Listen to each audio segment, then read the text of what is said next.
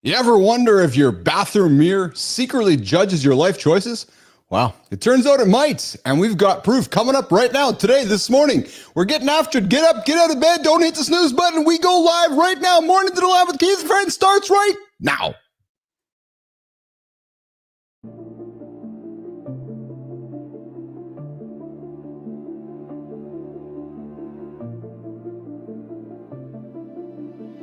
Welcome to Mornings in the Lab, where when something negative comes up. Building muscle improves blood flow. From squirting to squirrely. Start small, build up, and expand from there. Be entertained by fun over here. How have I slept? Has my sleep been good? That's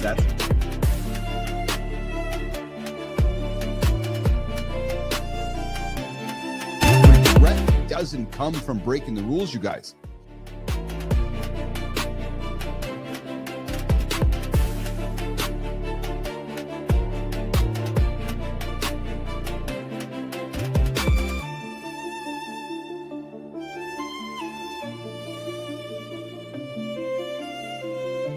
Hey, good morning, good morning. I got a morning show. My name is Keith Phillips, and I'm the host of Mornings in the Lab with Keith and Friends, and I feel like I'm a rapper this morning. Good morning, everybody. Yeah. Good morning, Clody. I see you there. What's going on, brother? Hey, I appreciate your support, Rick. You always say nice things in the comments. I read them. Clody. I absolutely read them. You are the kindest man. I appreciate you. Big time. Hey, what's going on, everybody? Welcome back to Mornings in the Lab with Keith and Friends, your daily dose, your daily shot of real talk, motivating content. We're going to give you guys some behind-the-scenes stuff here today. Yeah, true story. The entertaining conversation you need to supercharge your morning mindset. You get your out-of-bed assness. Today's show's loaded, guys. First up, hour one, we're uncovering the single phrase. Yeah, the single phrase that stops any argument in its tracks. Useful for anybody aiming to dodge big discussions before breakfast today, or maybe a conversation with your kid or your wife or your husband or whoever. Yeah, true story. So I would invite you guys to tune in to the big show here today. We're going to get after a conversation around what is the single phrase that stops any argument in its tracks. Good morning, Jay. What's going on, brother? Good to see you. First thing in the morning, Jay's hanging out in the lab, and Holroyd is here too. B-Drive is here. Oh, I love it. The community is here. I got to tell you guys, I got up this morning getting after it. I'm like, hey, I got a morning show. People just hang out with us. What's going on, Roofy? Hey, if you guys missed this morning, Matt Roof gets after it every single day, 7:30 Eastern time. I was there, Roofy. I was watching. I was tuning in. But hey, I got to get back to my monologue. We got Matt Watson joining us. But Jimmy, I don't see him in the green room yet. So I'm suspecting he might be one of those guys who's like, yeah, I know how to get in there. I know how to get into the room. I know the instructions. Matt Watson joining us this morning on Center Stage to spill the beans, how he bootstrapped his way to a staggering $150 million exit. I guess I know why he's taking his time. He's got 150 million reasons why. Jimmy, the guy's got 100 more million reasons than I do. What the hell, man? I think we're going to have to arm wrestle for that 100 million bucks there, Matt Watson. And hey, if the phrase "I hate working out" sounds familiar, well, don't miss the segment later on in the show where we're going to reveal the secret to flipping the script and falling in love with working out. Yes, baby. I see y'all in the comments. I love you too, Top Serve Digital. What's going on, brother? Good to see you. Hey, Top Serve, Jonathan Bannister, I want you to have a safe trip to Vegas. Hey, guys, if you guys are in Vegas this weekend or this week, go knock on my buddy Jonathan Bannister's door. Go knock on his... Listen, we had a conversation yesterday with a young lady who's talking about pineapples on doors. If Bannister has a pineapple on his door, don't knock on it, though. No, that's for a different day, different conversation. If you're looking for marketing advice, if you are looking for digital marketing advice, business advice, that's the reason you ought to go knock on Jonathan Bannister's door. True story. Oh, yeah, 100%. Yeah, no pineapples going on there. We only put pineapples when Keith and John travel. Yes, that's it. I love it. Hey, hour two, we're going to get even wilder. We're not talking pineapples in hour two. I see John is getting ready here. I see him sitting down. Oh, Jimmy, I see his shoulders have gone back. He's wondering when I'm going to throw to him so he can light the cigar. We could bring him up. Before we do that, guys, it worked yesterday. We called it out. 431-300-3005. 431-300-3005, the only live morning phone number on the planet for the only morning show. And hey, people called yesterday. I encourage you guys to give it. I will answer your call live on the air right now. 431-300-3005. 431-300-3005. I'll answer your phone. Hey, Jim O'Hara, M&M poster, super happy? Yes, I know. You know, Jim, did you fail? I think you failed spelling, because the way to spell gay is G-A-Y. Yeah, that's how you say. That's when you want to be happy. That's how you spell it. Super. So, Jim, I would encourage you to go back to spelling class to learn how to spell gay. True story. Yeah, 100%. All right, first up in hour one. What's up, Lady Drew? I see you there. Hey, we're also going to uncover.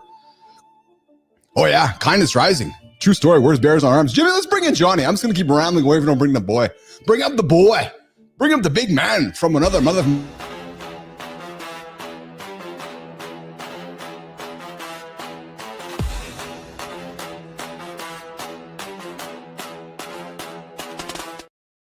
All right. Jimmy ran the transition. Quick question, brother. Yeah. Is there such a thing as spelling class? Or was it English? I was good in spelling. Hey, everybody, just a heads up, everybody, because Keith and John are getting after it. Just a reminder, this is an R-rated show. I want to remind you all because Johnny and Keith might say some things that might offend the kids, or might offend your wife or your husband. We're going to be spelling some dirty words. We're going to be spelling some dirty words. Not gay, Jim O'Hare, not G-H-E-Y. Dude, it's G-A-Y. Be happy. Be happy. Yeah, I'm just saying, be happy. Johnny, what's going on today, brother? How are you today, man? Good, brother. How are you? I'm fucking awesome. I feel really great. I did an awesome legs day today, man. Oh man, I did some deep cheek work, did some deads, and you know what I did? I haven't done in a long time. I did some wall sits. Man, that's a mental mind fuck, brother. Oh yeah, I did 4 of them: 30, 60, 90, 120.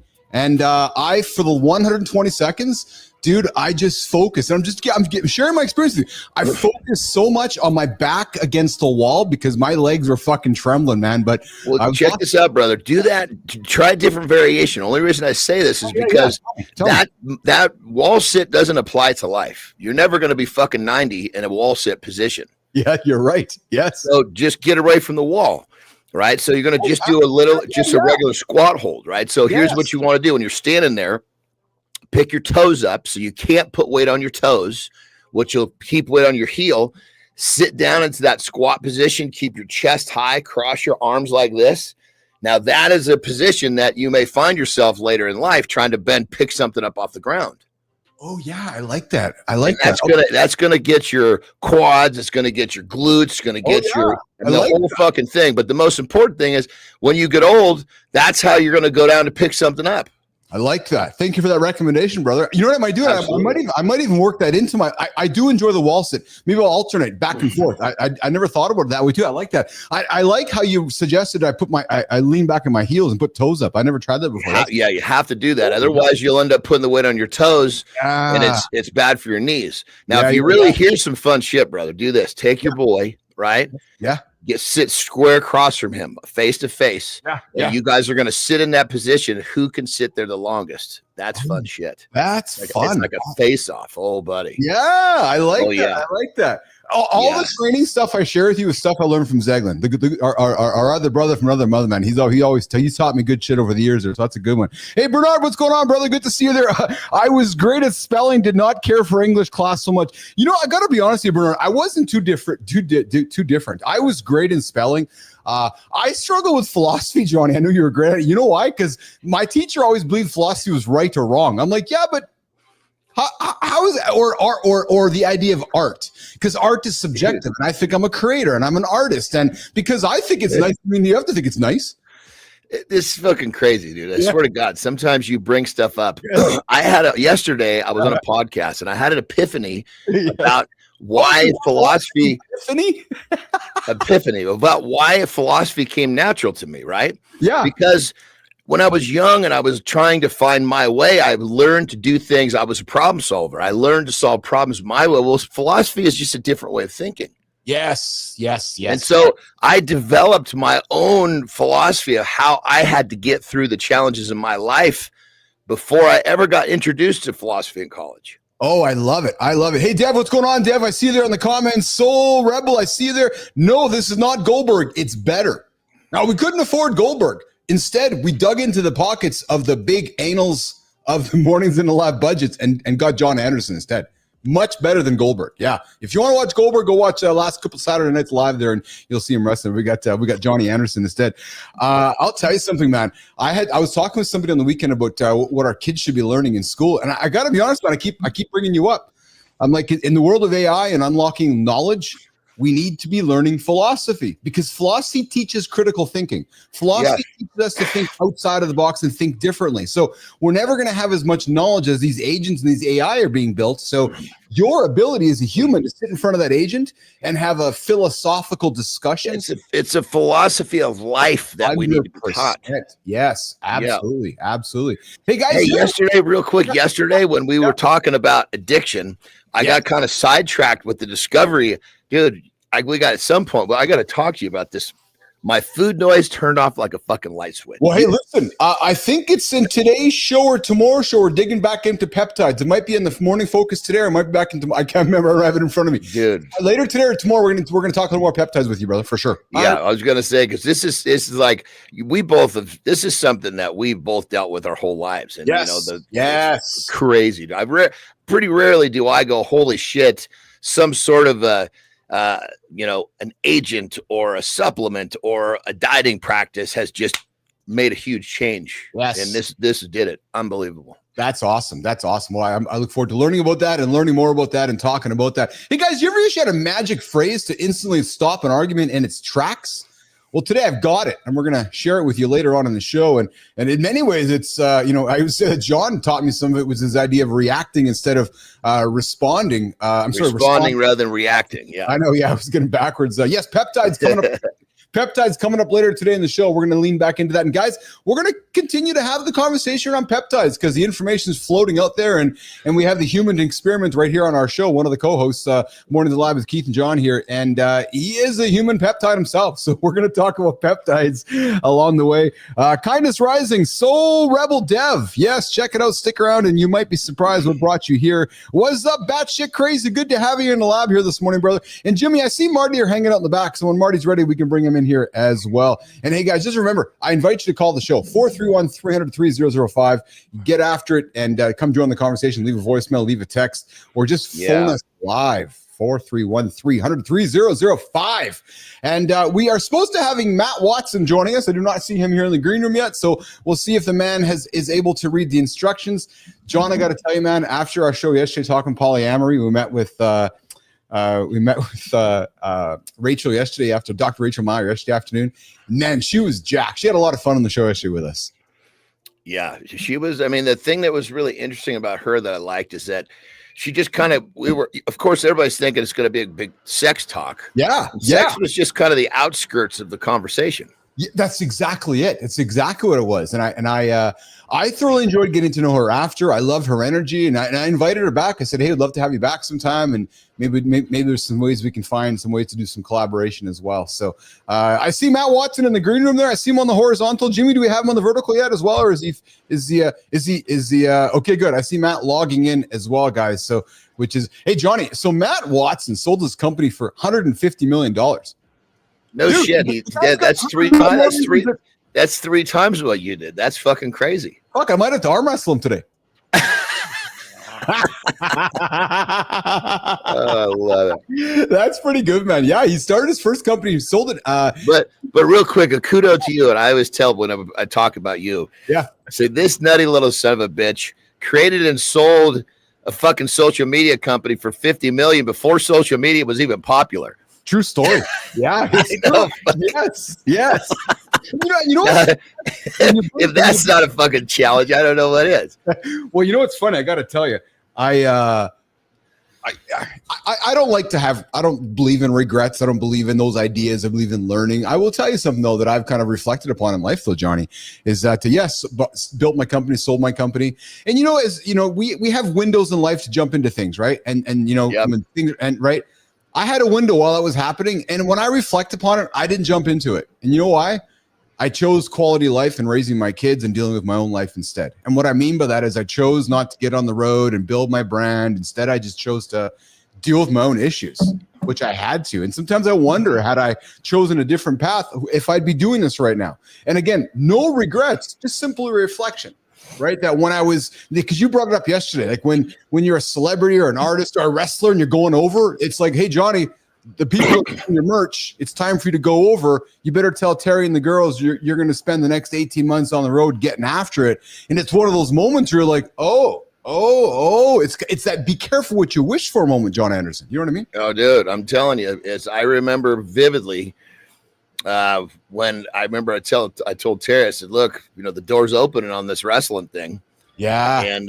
And I don't think either one of us kind of understood, because when I was in strength and strongman, I would be gone a week, a month. Oh, right? Yeah. That completely fucking flip-flopped. All of a sudden I was gone 3 weeks, a month, all in a fucking snap of a finger. Bam. Just that quick. Like that, right? Just that quick. Yeah. Yeah. And I'm like flying home the morning of Thanksgiving type shit. Oh shit. Yeah. Well, that's when you realize that things are moving, right? And you got to rock and roll. So, but I have zero regrets. Again, don't really believe in that whole idea of regret. I just believe in learning and believe in reflecting and every one of those things in the past led to the moments we're in right now. That's exactly it. 100%. Right. So it's the same way I always joke, I bought a Tesla Roadster instead of buying Tesla stock. Well, when I bought that Roadster, Johnny, it was one of the first ones out there, and it cost me $250,000. So if I would have bought Tesla stock, and what year was that? 2011 or 12. So the Tesla stock was what, about $20 at that time? Maybe even $1. And I'm being exaggerated. Oh, you're fucking kidding me! Was it really $1? Well, I don't know, but whether it was $20 or $1, it sure wasn't in the hundreds, right? So I just find it funny that well, it didn't even split somewhere in this. 100%, yes. Yeah, so let's just say you had 250,000 and it split. Now you got 500,000. Yeah, holy shit. Yeah, that would be a different drill. But you know what? I will say this though, pal, and I'll say this, and I believe you will be able to relate to what I say next. Had I maybe went through some doors that I was presented with in my journey, true story, I might not be here today. Oh, guaranteed. That would have led you a different direction somehow, some way. Well, but what I mean though is it might not have been a positive ending. Like I might have ended up. You never know what that direction is unknown. We just know it wasn't here. Yeah, I sometimes wonder, right? Is it jail? Is it death? Is it bad decision after bad decision? Is it hurting my family? It's just I sometimes reflect and wonder, like what would that path would have taken me on had I opened some different doors, Johnny? You know what I mean? So because I know who I am as a human, and I've talked about it on the show before, and I wonder sometimes what have happened.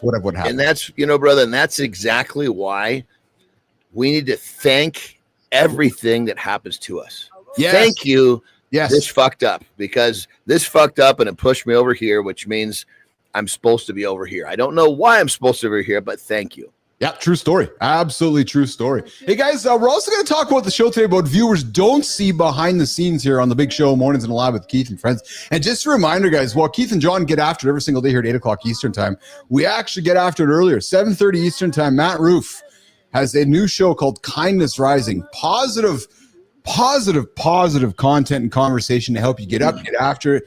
He celebrates kind humans, kind businesses, nonprofits, charities, the companies that often I'd say are on the shoulders or on the outside that maybe sometimes don't get the attention that they deserve. Well, there's one guy who's getting up saying, I'm going to give you the attention you deserve. His name's Matt Roof. So I really invite you guys to tune into Kindness Rising right here on the network on Mornings in the Lab, and as well as the Kindness Rising channel coming up here. Hey, Linda, I see you there in the comments. Thanks for stopping by the channel. I invite you guys to subscribe to the channel, like it, tell all your friends about it. We go live here every single day, live conversation. We talk business, athletics, AI, peptides, performance, lifestyle, content to help you get up and get after it. We got Matt Watson joining us here in a few moments. Jimmy, is Matt ready to go? Should we bring him in? When you're ready to go, Jimmy, we'll bring in Matt Watson. I see him figuring it out there on the back side there, Jim. Johnny, what do you got? Are you taking a day off today in the gym or what? I am. It's you know, it's. I know. I've really come to a good spot with. I used to get up. I'm like, fuck, I don't get to train today. Yes, but I flipped that, and now it's like I get up and I'm like, this is one of those days where I'm learning to actually really embrace and enjoy the day where I don't train just like the day I train. Part of it is because I know how great it's going to feel when I train tomorrow. Part of it's because I've predetermined some really interesting shit that I'm going to work on today when I would be training. Nicely done. Hey, I'm making some tweaks to the show as we head into August. We're going to extend our morning loop segment from 15 minutes to an unpredictable 30 minutes. And because of last week's current event and humans wanting to have conversation when they start their day, we're going to move into dropping some current events, news topics, not bullshit stuff, guys, but stuff that we can talk about and I can have fun with Johnny. And I'm going to be no more whatever the chick's name is, Peggy Blue or whatever. No more of that dumb shit. Well, I'm Peggy Blue. What's her name? I think it's Bonnie Blue. I might drop Bonnie Blue. That was close enough, you know. Shit. Yeah. I might drop Bonnie Blue every now into the bullshit, but no, we're gonna. So the goal here, guys, because you guys in the community are so active. And hey, guys, remember this Friday coming up, Free For All Friday. If you got things you want to talk about, please let me know. B Drive put something in the parking lot. So this Friday, we're going to talk about what B Drive put in the parking lot with some entrepreneur stuff. So you guys are helping us change this show. So we're moving to like a 30-minute morning loop, current events, roundtable conversation, and then we'll do a 30-minute guest segment at the 8:30 hour, and then we'll come up with a 30-minute segment with Keith and Johnny digging into some big topics, and peptides. Hey, brother, I got to open a vent, man. This thing's not venting out. I'm getting lightheaded. This room is filling up with smoke real quick. Give me 60 seconds. I just got lightheaded like I was going to go down. Jimmy, bring Johnny out, and we're going to get the center stage going. We'll bring Matt Watson up on stage here. Jimmy, let's do it.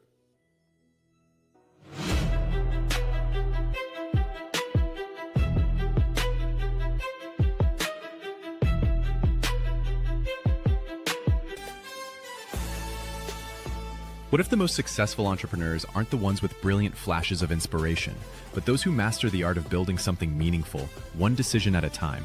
We convince ourselves that success requires some magical combination of timing, talent, and luck that we just don't possess yet. Meet Matthew Watson, the tech founder who bootstrapped to a $150 million exit. His most transformative achievements emerge from consistent, intentional choices that compound over time, not from sudden moments of genius. The real breakthrough happens when you stop waiting for permission and start treating every challenge as an opportunity to build something better than what existed before.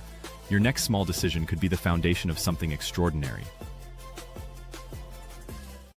Nation, we're bringing in the man of the hour. Matt Watson sold his company for $150 million. I'm going to arm wrestle him here today because he did 3 times more than I did. So what the hell's going on? Matt Watson, thanks for joining the show today, brother.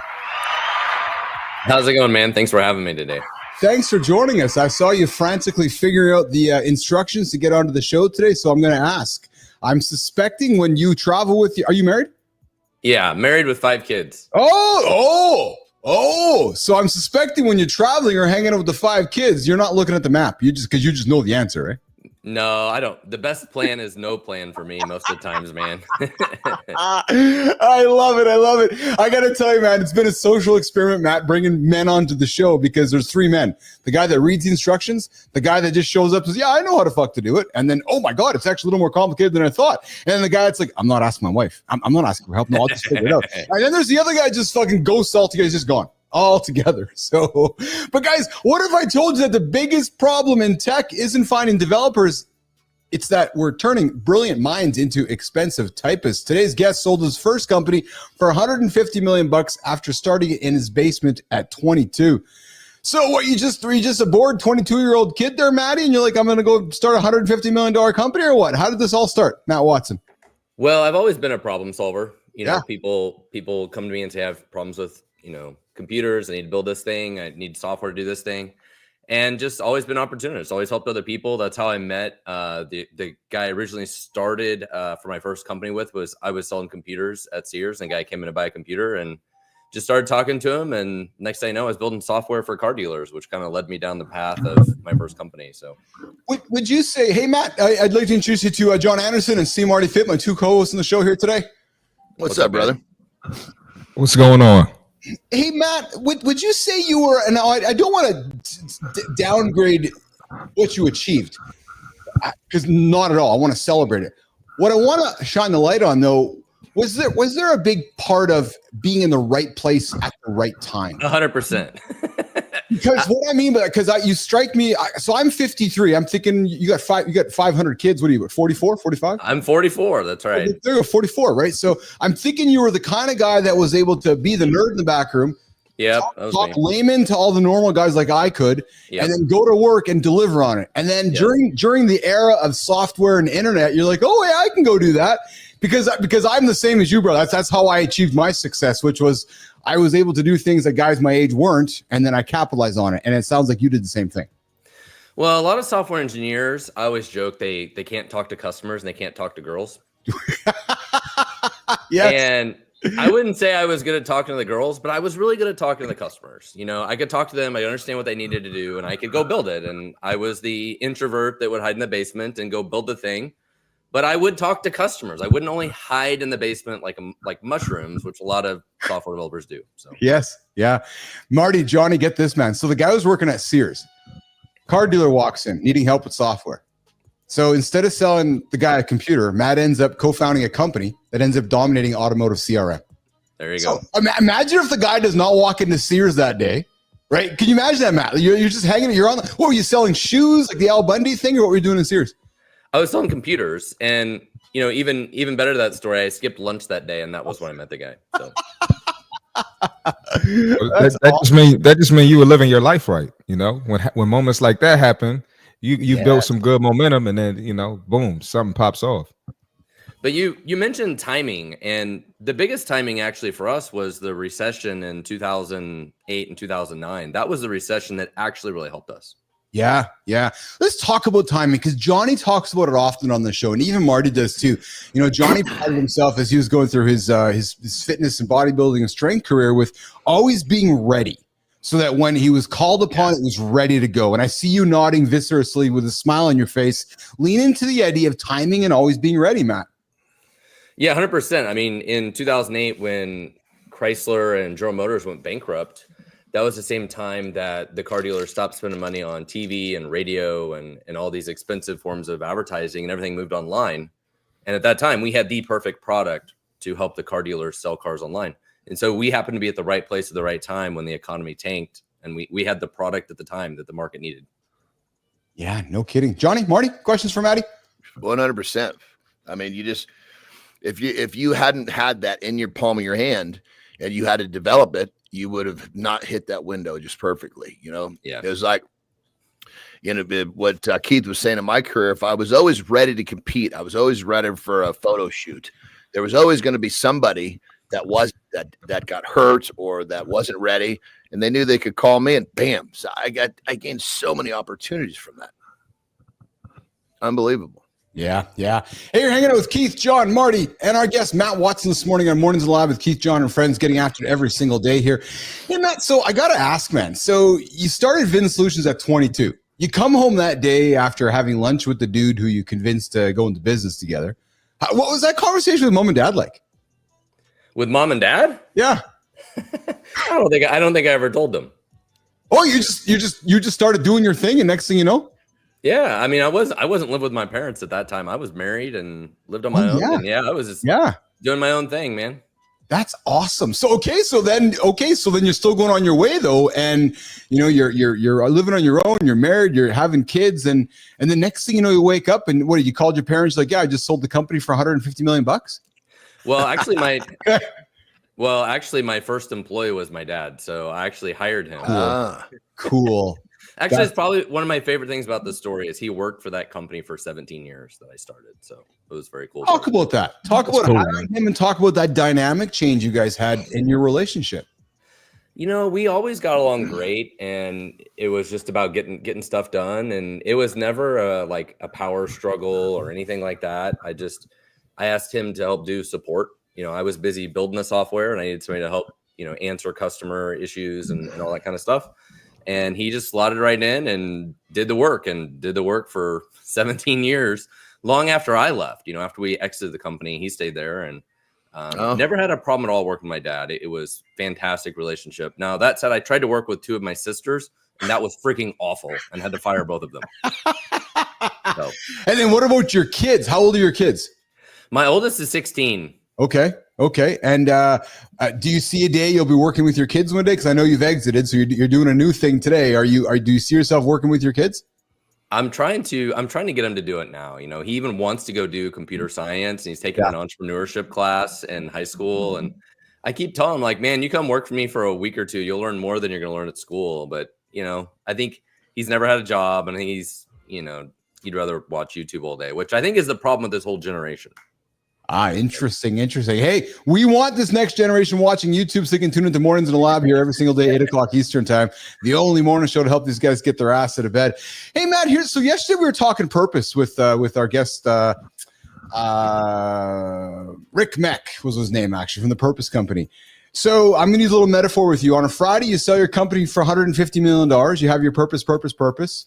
Monday, you wake up. Are you lost? Yes, lost.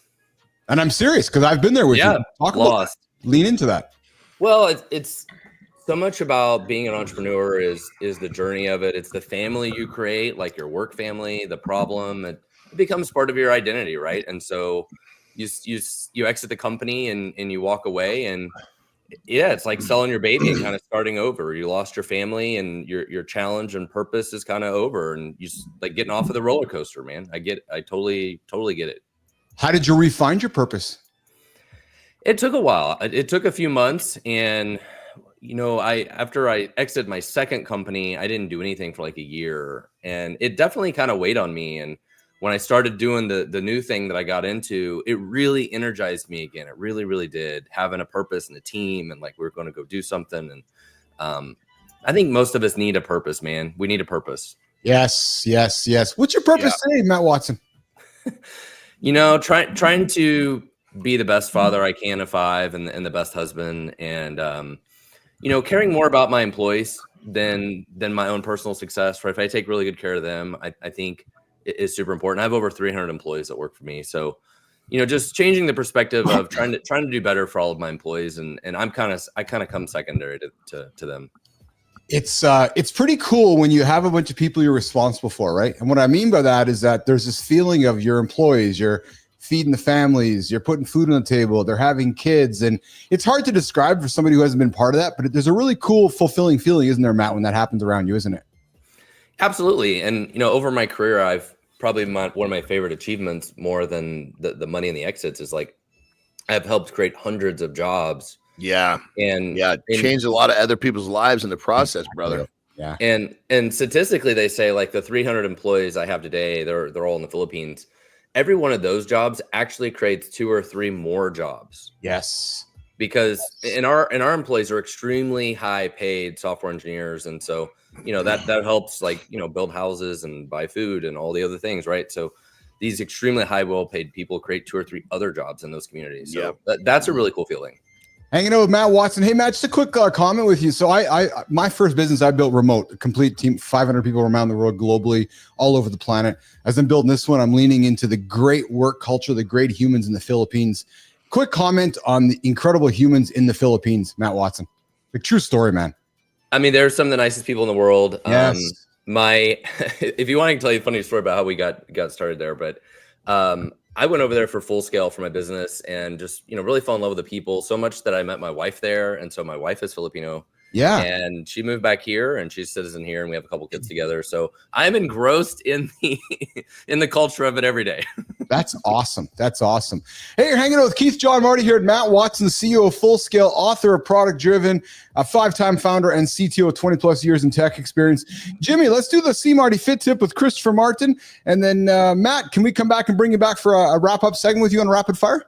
Sure. Let's do that. So I'll do a quick break with Marty, Johnny, so Jimmy, and then we'll come back with Matt, and then we'll get to the lifestyle tip with John Anderson right here this morning on Mornings in the Lab with Keith and friends. Let's do it, Jimmy.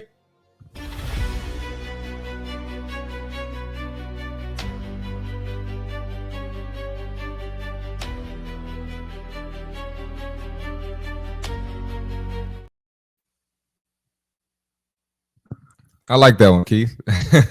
All right, we got the fitness tip for today. Stop looking for the next fitness hack, right?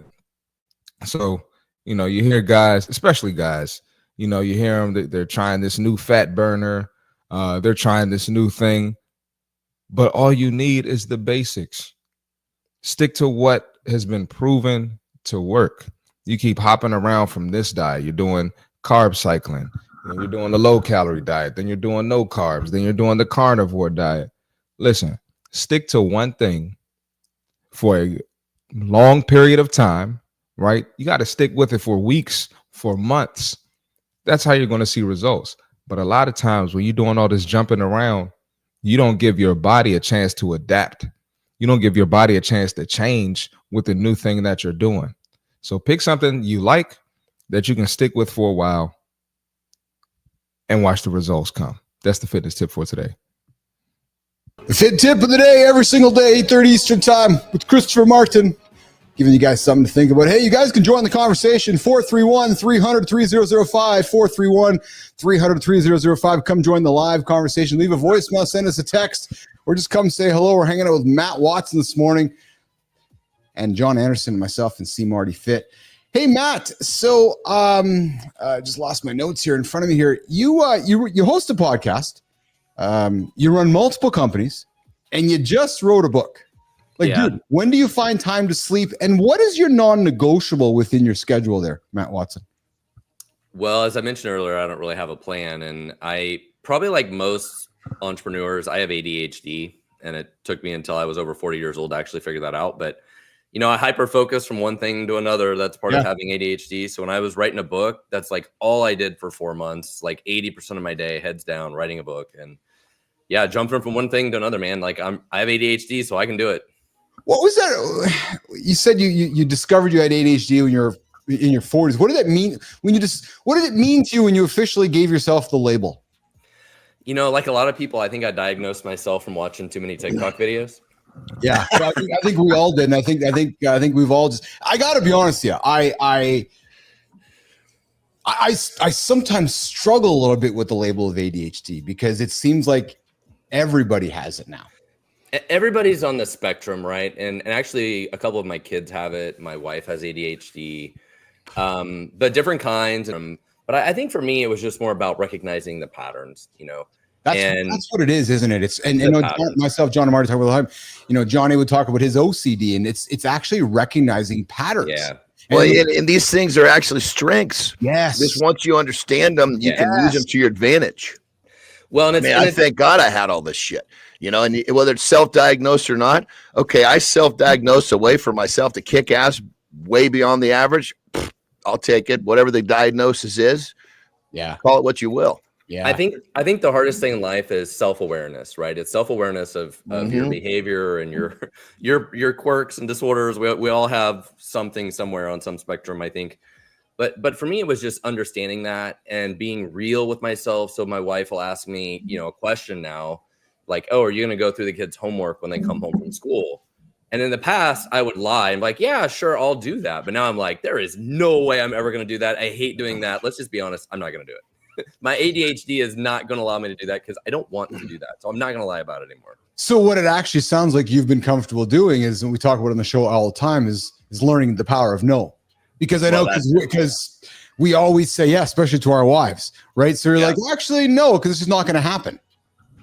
That's actually a big part of my book. Well, you know, I'll tell you, I found that one quick, man. You know, if I said I was going to do something and I didn't do it, it totally broke down. But I was trying to teach in the house, so I was happy to. I can't answer that right now. Yeah. Yes, and it's okay. I might not say yes or no. I'll just basically stay in the middle. Yeah. Hey, Matt, B-Drive, Bernard, ears up for this question. Matty, you've built companies with and without venture capital. For our start, and so I did mine. I bootstrapped mine along the way as well. So for our startup founders listening, and we got somebody in the community here who's looking to raise. His name is Bernard. He has a bee business. Matt, what's your honest take on raising money versus bootstrapping? Well, my first advice is it's usually easier to find customers than it is to find investors. And so many people will spend months and months chasing money, where if they did just stay focused on like, how do I generate revenue and chasing customers, they might have got where they needed to go anyways. But I think the other thing is people commonly trying to raise money to solve problems they don't know how to solve, and money doesn't usually solve those problems.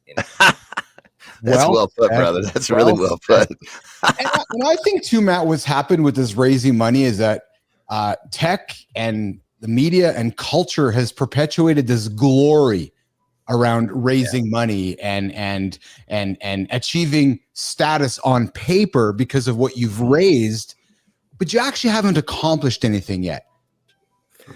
No, and I think, of course, it's totally different the type of company you're building, right? Yes. Like some if you're building Uber, you're like, I'm going to have all these legal things and scale and problems. I need to raise a bunch of money. Versus if you're building some simple software or, Yes. gym or whatever the thing is, you might need a little bit of money, but it's not the same scale. And you almost really have to operate like you're not going to raise any of the money. And I think the biggest challenge is a lot of people start a company and they're like, I'm going to quit my job. So now I need to go raise money just to pay my own salary. And nobody wants to pay for that. No, exactly. And investors don't like that either. No, hell no. But Nobody in their right mind is going to invest in that. But what great advice, though, Johnny Marty. Go spend your time finding your first customer. Yeah. Instead of wasting your time finding the first guy to say, hey, give me 50 grand or 100 grand because I'm going to go try to make you money. And to support that, once you've actually found customers, it's going to be a lot easier to get somebody to give you money because you've already got the wheels turning. Yes. Well, it's an even bigger problem, guys. Like, I think most of you guys are entrepreneurs. You understand that the hardest part of any business is the sales and marketing strategy, right? It's not building the product. Building the product is hard, and I'm a product guy, so building products for me is easy. So naturally, it comes easy to me. But in any business at any stage, it's always about sales and marketing. So if you don't know how to find customers, you're just dead to begin with. Yeah. It's funny how sales, don't you find it intriguing, Matt, sometimes where sales is poo-pooed, yet at the end of the day, without sales, there's actually nothing in a business, like nothing at all. There's no HR, there's no operations, there's nobody getting free lunch, nobody else, there's nobody selling anything, but yet it's so often dismissed. 100%. If you don't have sales, you really don't have anything. Yeah. So Bernard, I hope that's helpful for you. Some good advice this morning from Matt Watson. Let's go get some customers, and then we get those customers to get that revenue coming in, and that's going to turn into some positive activity in the business. All right, let's do this. Let's go to some rapid fire with Matt Watson. Matt, biggest red flag in a developer interview? They're not thinking about why are we building this. They just care about the code. They're not asking why. Why are we doing this? Why did we choose to do it this way? Is that a question not asked enough? The why? It's 100%. And actually, on my new book, it's like on the cover of the book. Yeah. We'll get to your book in a second there. Hey, tabs or spaces? Tabs. Oh, yeah. There's a little tech nerdy question there for you, brother. Most overrated programming language? I'm going to say Ruby. Ruby on Rails. I knew you were going to say it. If you weren't in tech, what would you be doing? I might be like some kind of other engineer, service, handyman sort of thing. I like building stuff with my hands. Yeah. Best city for startups not in Silicon Valley. I'm going to say Kansas City, man. That's where I'm at. Kansas City. Midwest, the Midwest America. It's cheap. Just straight south of me. Hey, I'm north in Winnipeg, just straight up the 83 north of you. So one book every founder must read besides yours. What's crazy is I don't read books, even though I wrote a book. But I'm a big fan of Rework and Traction. Like Gino Wickman's book, Traction, I would highly recommend. Interesting. And Matt, what's the number one mistake founders make when building their first engineering team? Not having the right leadership. They don't have leadership. What does leadership mean to you? Well, you've got to know what we're building, why we're building it, somebody that understands the strategy, the architecture, some of the higher level stuff. So if you just hire a couple software developers, it'd be like hiring a couple carpenters, but you don't have somebody at a higher level that has the strategy of the design and architecture. Really, you're going to struggle. Yeah. And Matt, if you can go back in time and give just one brutally honest piece of advice to yourself before your biggest success or your failure, what moment would you choose? And what would you say to change that perspective or that outcome? I would probably go back to after I sold my first company, and after I sold that company, I would probably give myself advice that maybe I should have retired. Or I think really the key advice was not to invest my own money in things. protect that nest egg a lot more than I did, not spend the money as much as I did. Oh, interesting. Why? So what would you have done? Spend somebody else's money? Well, you can probably relate to this. After you've had an exit, it's easy to write the checks. If you have problems, you can write checks to make the problems go away, but you don't solve the problems. You throw money at the problems. Yes. And you're throwing your own money at the problems, which is super dangerous. It's easier to wire more money over and keep paying for things instead of solving the real problems or going to find other investors to pay for things. And so you can get yourself in trouble. Great advice from Matt Watson. Matt, how can folks find you, connect with you, buy your book, engage with you, do some work with you? Matt Watson. Yeah, follow me on LinkedIn. I have a huge following on LinkedIn. Just look for Matt Watson. You go to productdriven.com, and I have a newsletter, and my book and everything is at productdriven.com. And my main company is at fullscale.io. Awesome. Matt Watson, How This Tech Founder Bootstrapped $150 million exit, CEO of Full Scale, author of Product Driven. Go find him on LinkedIn. Matt, thanks for hanging out with us this morning. Thank you. Thanks for having me. Pleasure. Thanks for coming, Matt. Awesome. Jimmy, let's walk Matt out. We'll do the lifestyle tip with John Anderson. We'll come back and get into the deep dive. Let's do it there, Jimmy. Roll after the lifestyle tip. All right. Marty's going to roll after the lifestyle tip as well there, Jimmy. Let's do the lifestyle tip, Jimmy.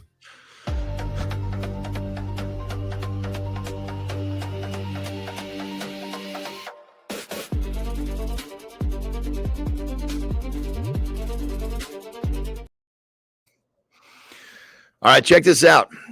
This little tip is not sexy, but it is powerful.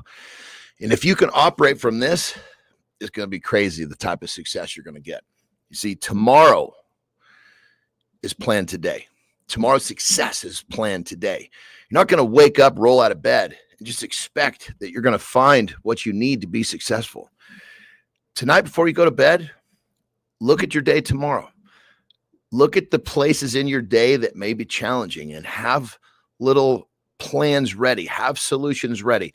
Maybe we're talking about your diet. Maybe we're talking about creating the time you need to do something for your family.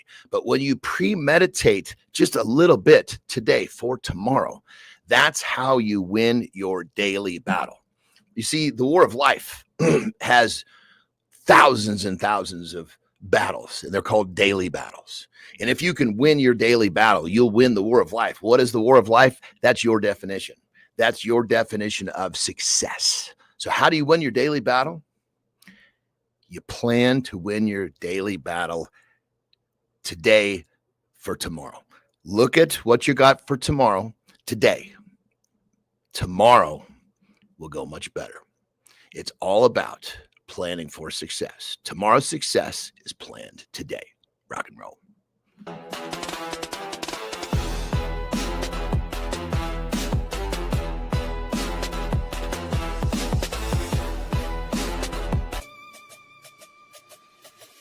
Ever notice how the calmest people seem to have the most intense energy underneath? Like a duck gliding smoothly across water while paddling furiously below the surface? Most men struggle with morning routines because they're chasing perfect execution instead of understanding what actually creates momentum. Here's what researchers discovered when they studied peak performers. The most successful people don't eliminate chaos from their mornings, they harness it. They've learned to embrace what looks messy from the outside while maintaining purposeful intensity underneath. The breakthrough isn't in perfecting your routine, it's in designing systems that thrive on controlled unpredictability. Stop trying to be perfect and start building authentic momentum that actually lasts. What's up, guys? What a great conversation with Matt Watson. Oh, yeah, baby. Guy sold his company for $150 million. The best bootstrapping advice I've heard. Dropped it on the show here today. Jimmy, we got AJ joining us this morning. That's awesome. I think AJ is confused with the calendar, but that's good. I love when he's here. That's AJ's. I think AJ thinks that Tuesday and Thursday are Monday and Wednesday. The funny thing is, I was in a deep squat today. I'm thinking to myself, yes, I was squatting. And I thought, I bet you Zeglin shows up today. So I'm happy the guy's showing up. But guys, the best advice, Bernard, the best advice this morning from Matt Watson. Stop chasing investment money and start chasing your first customer. And hey, it's no secret we're bootstrapping this thing. You know, and I'm actually glad that Matt reminded me to stop digging into my bank account. Thanks, Matt, because I've been digging into my bank account, just doing the cash calls and just trying to build this thing and having some fun with it. We got Johnny back here in the lab. But man, what great advice. Hey, Johnny, go and chase that first customer instead of going to chase that first investor who's going to be on your ass, wondering how you're spending his money and wondering if you got and I think of it as like a package deal. You know, if you want to get some money, prove your concept works by getting some customers, letting the wheels start to turn. Then you've actually got something to sell.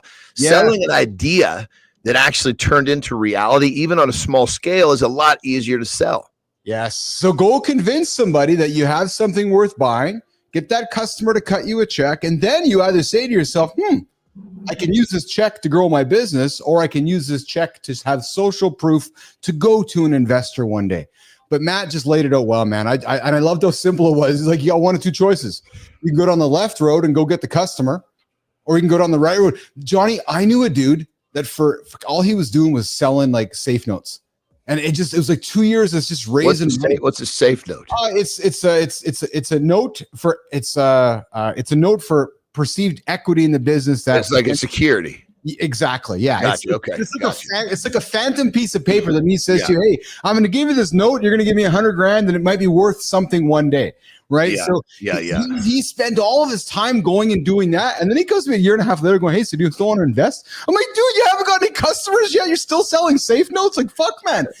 A safe note's kind of like the dollar, isn't it? Well, you clearly don't have anything if you're just still selling safe notes. So great advice. If you guys are tuning in, I would welcome you to go back to that nugget itself. And Bernard, I hope you took something out of that and we can keep that conversation going.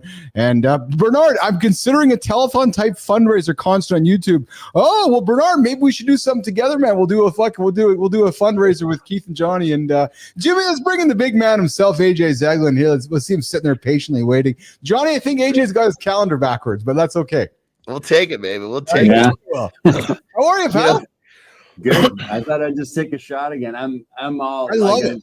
Saying last week, I'm going to be all over the place here because we got guys just preparing to leave.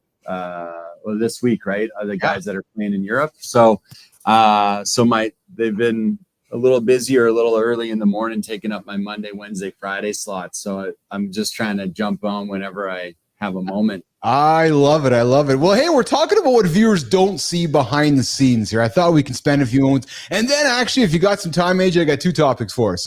What viewers don't see as we're building this thing, my life, Johnny's life, your life. But then I found something around this. You hate working out. And I found maybe a secret for folks that hate working out, which might invite them to consider new ways to do that. But let's talk a little bit about behind the scenes, man. Let's start with you. I know our audience loves AJ Zeglin. I know audience loves to learn from AJ. What's AJ's life like behind the scene of Mornings in the Lab and behind the scenes of your world? Like, what time does your day start? How do you get after? What time does your day end? I know you have a busy family. Take a couple seconds and share, your world behind the scenes of AJ Zeglin. All right. Well, get ready to get very bored with the monotony in the schedule of my life. But there's comfort in that, man. There's comfort in that, and there's success in that. Yeah, no. Oh, yeah, for sure, man. It obviously it works for me, and I really enjoy it. But yeah, it starts every day at 5 a.m. That's when I get up. Yeah. Because I got to be at the gym for 6 to open the gym. So yeah, it's a 5 a.m. wake up call. I actually like getting up early in the morning. Yes, I actually prefer it. Like, I rather start a job at 5, 6 in the morning than start at 8 or 9. I just, I rather get up and get going and just be productive right off the bat. I feel it gives me energy and kind of keeps me motivated throughout the whole day if I'm busy early. And then, I'm at the gym, most days from about 6 till about maybe 2 or 3 in the afternoon. And then I'm usually at my clinic, working with people. And when I'm not doing that stuff, when I'm at home, man, I'm a homebody. I love being at home. I love being around my kids. I love being around my family. I love, so I usually can't wait to get home every day. But when I'm at home, it's not overly exciting. I'm in the kitchen a lot cooking. I love to cook. Like, nothing makes me happier than, this is going to be a weird thing, but I actually like getting home a lot of the times. And even if it's after a long day, like I could be gone 12, 13 hours. If I get home and no one's eaten yet, I actually kind of like that, because then I just step right into the kitchen. I'm like, all right, what does everyone want for supper? Like, what are we having? Like, That's I'm awesome. cooking now. I love cooking for people, and I love being in the kitchen. So, and then after that, it's just chilling out, getting stuff ready for the next day. Obviously, when you're working with people a lot, there's some preparation that goes into those things. So whether I'm trying to stay on top of programming for people in the gym, or some stuff that I'm working on with clients for their mental health, right? There's a little bit of work sometimes on the computer, which I'll do, or on the old pen and paper. Yes. Write out some ideas and some stuff. And then, and then it's in bed, man. Like if I'm on the couch and it's past 9:30, I'm doing this, right? Like I'm doing the dad head nods on the couch where, Dad, you're falling asleep again. Oh, I'm not sleeping. I'm just, and then I'm in bed and doing it all again. So it's honestly not overly anything exciting going on, but I do love it. But it works for you. So, hey, the $1 million question from Keith and Johnny is, how was the stucco job this last weekend? Oh man, stucco job went great. I'll send you some pictures. Yes. It went great, man. Yeah, it looks sharp, man. I never underestimate, what a good new stucco job can do to your house. That's awesome. I pull up. When we were talking about that, Keith was like, he slipped up verbally. He's like, I wonder how the septic job is going. I'm like, what? I'm like, wait, he's not doing a septic job. Hey, so Johnny, turn the light on you, brother. We've been doing this now for a little over a year, you and I together here and so forth. What's been the biggest surprise for you that you can share with viewers that they don't see, they don't know about this whole new morning routine, morning habit, morning accomplishment, morning show we're building together? What's something that you maybe haven't shared or have shared, but something you can share with our audience this morning? I mean, I think when we started doing our thing, it was, because when we first started off, I was coming for an hour, right? Yeah. And so what does that mean? That means I needed to create another hour in my morning. So my wake up time moved back an hour. Yes. That's what I started waking up, at 2:59 rather than 3:59. Lean into that, because often my experience is folks are like, well, I don't have time to do that. No. But you have time. You just have a priorities issue. So what that meant was that my schedule basically slid a little bit. So where before, 8:00 would have been my bedtime, but I always give that little window. I might be not in bed till 8:30ish. Because keep in mind, it's when I have these things in my life, it's not like they're so rigid that it fucks up my personal life. Yes, you know what I mean. It's not, the rigidity is, yes, it's 8:00 bedtime. But then really, if I'm going to bed at 8:30 or a little bit later, that's part of, making sure that everyone's taken care of. Yes. Well, really, all I was saying was that basically then I kind of had to be a little bit more rigid, so to speak, or recognize that I needed to be heading for bed before 8:00, which is kind of what I did. Yes. Yeah. It still surprises me that more leaders don't recognize the power of getting up and having a morning conversation, to own the conversation with their stakeholders. Because Johnny, by 8:00 Pacific time, you've accomplished more than most have. You've created content, you got content on the shelf, and you're showing up and having a conversation. And we're doing, and Matt Roof discovered that when he started his morning show. He's like, wait a minute, I can start a morning show before 9:00 and I can get it all done. And I got this thing going, and I'm gonna say, yeah. And it's one of those things where you get up, get after it, and get it done. And then yesterday, Dr. Rachel Meyer, who's very complimentary, she's like, hey man, I understand how busy the show is, but I can only imagine the chaos behind the scenes. And yes, there is, but it's chaos that is largely camouflaged and masqueraded in structure. This show doesn't work with those structures. So while it comes across to everybody as, and here's something too that I think, Johnny, that folks sometimes misunderstand, is that they see us having fun and they see us laughing and bantering, and it's often not thought about that it's a business. So often it's like, I'll just ghost the guys, or I'm not going to get in on time, or and it's just, and it's, but behind the scenes, the amount of structure and rigidity and planning and scheduling going into all this, we're building a business here. And that's something that I think that viewers don't see, which also means, John and AJ, that we're doing a good job of camouflaging the illusion behind the curtain. Yeah. Yeah. You know, going back to one thing AJ said that I think most people tend to not realize. There's something about the human brain. When you get up and you get some shit done, you're basically, your brain's looking for more, and it looks for more all day. Yeah. And so when you get up and you're productive, like I don't have those days where I just do nothing. To me, I feel like it's torture for me. I'm kind of addicted to productivity. So every day I'm going to get up early, because it's like, when we don't have this on Saturday and Sunday, it's an opportunity for me to be even more productive with things that are not this show. And by 10 o'clock, I feel I'm already accomplished. And it's like, God damn it. My brain is like seeking, what else can I do to continue this amazing feeling? That's such a great point. On the weekends when I have this show, it's funny, man, because I got this 2 or 3 hours back. I'm like, oh, there's sometimes, John, I'll sit down on a Saturday or Sunday, like by 9 a.m. So, somewhere in your world where I'm like, oh, I got all this stuff done. It's only 9 o'clock. Right. And AJ, I know you're smiling because I know you can relate to the same thing, AJ, because you're midway through the morning and you've accomplished so much more than some folks have. And it's not about comparing or pissing on those that haven't, but it just back to John's point that when you get in the habit of accomplishing things early in the day, man, does it feel rewarding and fulfilling. AJ Zeglin. Yeah, it just feels good. Yeah, and we're like John just said, we're attracted to it, right? Yes. It's like the brain starts to seek, and if the brain is seeking the right shit, look out. Yes. And we have a response to that thing, right? We always talk on here about when we get involved in certain things like exercise and the neurochemicals that are released in our system.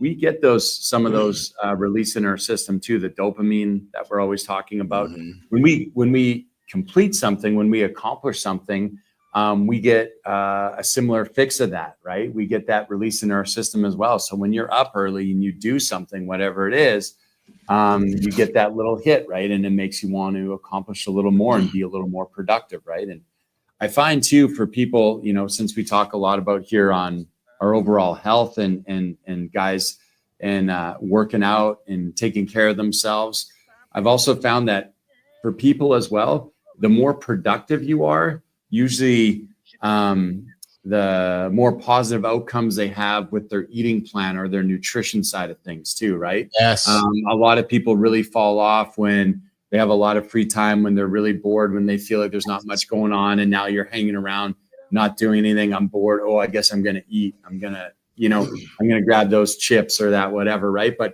if you got stuff to do and you're productive and you're, and you have, some stuff that you're trying to accomplish there, and you get that done early in the day, kind of sets up your whole day, for the nutrition side as well, where you're like, hey, I'm already active. I already worked out. I already went for a walk. I already did this, cut the grass, or did this chore. Like, I don't feel like coming in and eating a bag of chips right now. Yes. I feel like actually supporting myself with something better. Versus when you start it that way, you get up and you eat a fucking donut. Yes. Then your brain gets sucked that way, and you start looking for other shit. Your brain is seeking that side of the fence. Well, and then Johnny, and then we know we both know what happens, because then the science kicks in. Your insulin goes boom, and then 30 minutes later, your insulin in your body's going, oh, Johnny, where's the next donut? And then you go and you have another one, and you're like, okay, I feel good again. And then the science of life goes, woof, time for another donut. And you're just constantly chasing it for the rest of the fucking day. Totally. And think of it from a dopamine hit, right? You get a dopamine hit from something. Yes. It's going to seek more of that something. You have to program early what something is the next dopamine hit coming from productivity or from fucking up, because you'll get it both sides of the fence. Great. People say, I need a dopamine cleanse. You don't need a fucking dopamine cleanse. You need a fucking cleanse of all the dumb shit you're doing that's giving you those type of dopamine hits. Good segment I want to drop on next. We're gonna drop a segment here in a minute, but before we do that, Jimmy, I want to look to the comments, because I know I know that something is happening in real life right in front of Keith Billis, John Anderson, AJ Zeglin, and it is a life changing in front of us. It's happening in front of Ladies You're Bigger. It's happening in front of B Drive. It's happening in front of the entire community. And guys, we're seeing it come to life every single day. And it's being driven by a guy named Matt Roof. Matt made a commitment to a morning show, but we know the morning starts the night before. And Matt doesn't want to wake up and be an ass in the morning, so he's got to get himself prepared. So now Matt, and I see his comment, this routine has changed my life. With just 1 hour earlier wake time, add system and routine, 1 hour equals 3 times productivity in my whole day. And guys, we know Matt had a fault. Matt fell down last Tuesday, and he talks about it on his show. But I guarantee you that we're watching the changing of Matt Roof right in front of all of us, because he's adapting positive. He's involved in a positive community. He's making positive decisions. And yeah, Matt might fall along the way, but he's involved in a great community. It's going to get him keep going in the same direction. But my point here is that positive decisions, positive awareness, starting the night before, getting every single morning and doing it and battling the demons that are in front of him. Like some of us all have.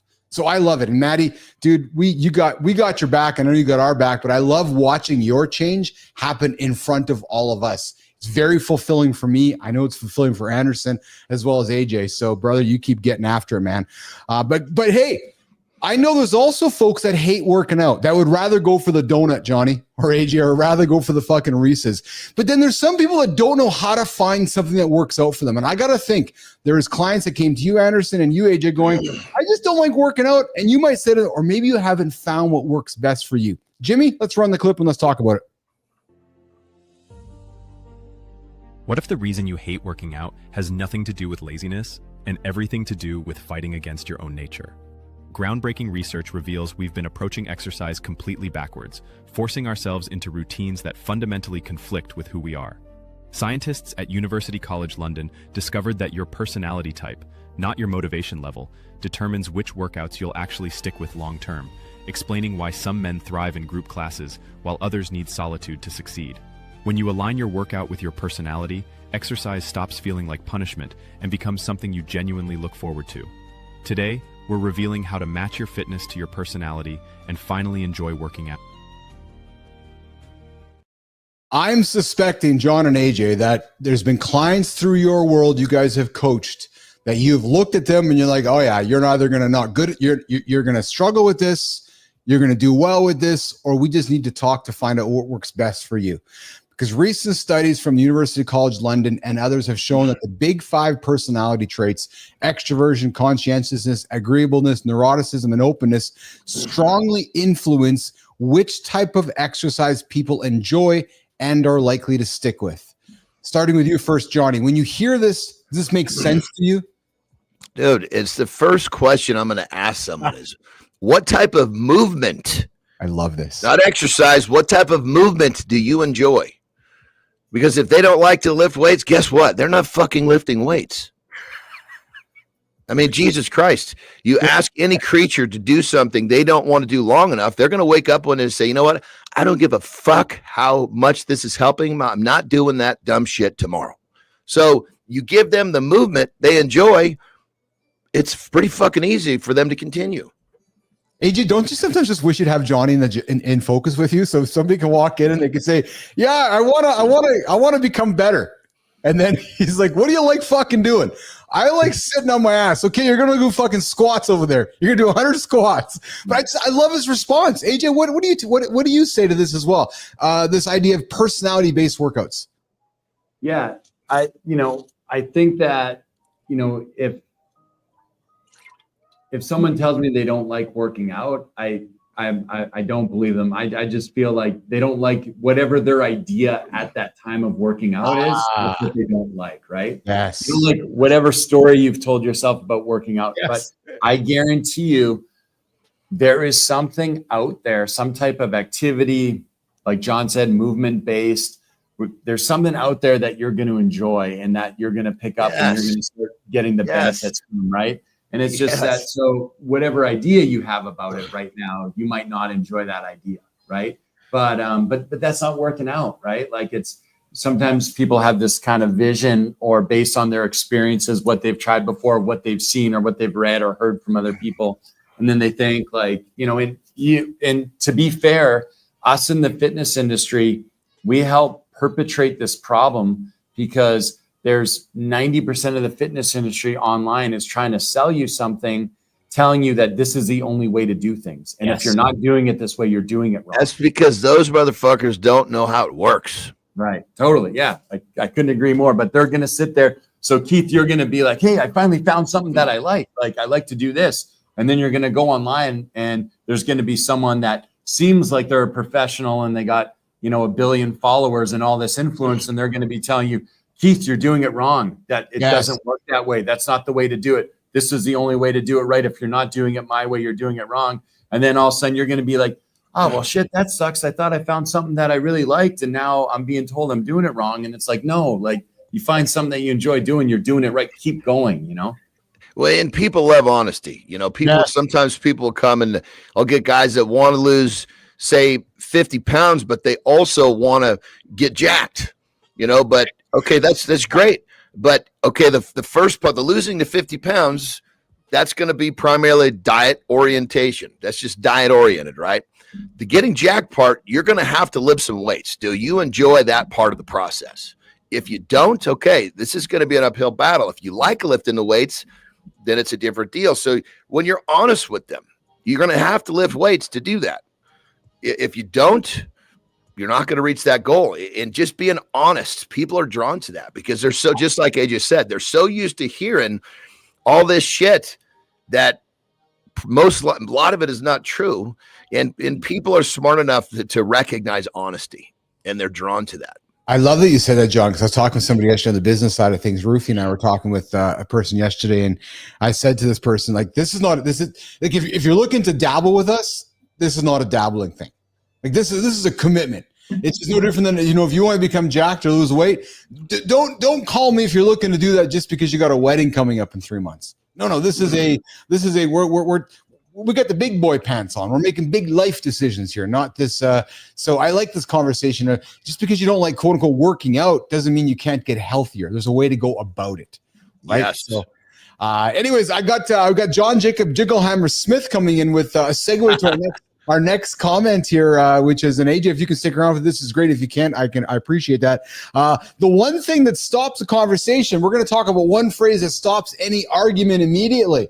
Jinglehammer Smith says, the one thing that stops a conversation with people I don't want to talk to anymore is I just let them know that I'm a flat earther. There you go. Jimmy, let's run this tease on how to stop an argument dead in its track. Jimmy, let's run it. What if the secret to winning every argument isn't about being right, but about being smart? We've all been there, caught in heated discussions that spiral out of control, leaving relationships damaged and problems unsolved. Conflict resolution experts have studied thousands of successful negotiations and discovered something fascinating. There's one phrase that can instantly shift any heated conversation from conflict to cooperation. Today, we're revealing that phrase and how to use it. Stay with us. I'd actually like to focus on all the things we agree on. That is the magic phrase, you guys, that as you go through your day today, whether it's your kids, your wife, your colleagues at work, if you're in an argument, you might want to just say this. Johnny, I would really like to pause right now and focus on all the things that we agree on. And if we can focus on that one thing, perhaps we can continue the conversation and then get to the next thing.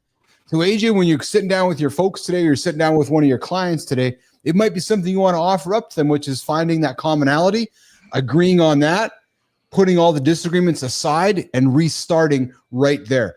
Let's start here, guys, with conflict resolution. Johnny, again, back to you. When you're sitting down with Terry or the kids or any conversation where you're having an argument, have you used this phrase yourself, brother? Excuse me. A lot of times, sometimes, like lately, right? Yeah. It's easier for me to speak of like just a few days ago, right? Yeah. There's this mode sometimes that Terry and I will get into, and we've actually worked on it a lot. Yeah. But it's like a little bit of a push-pull thing.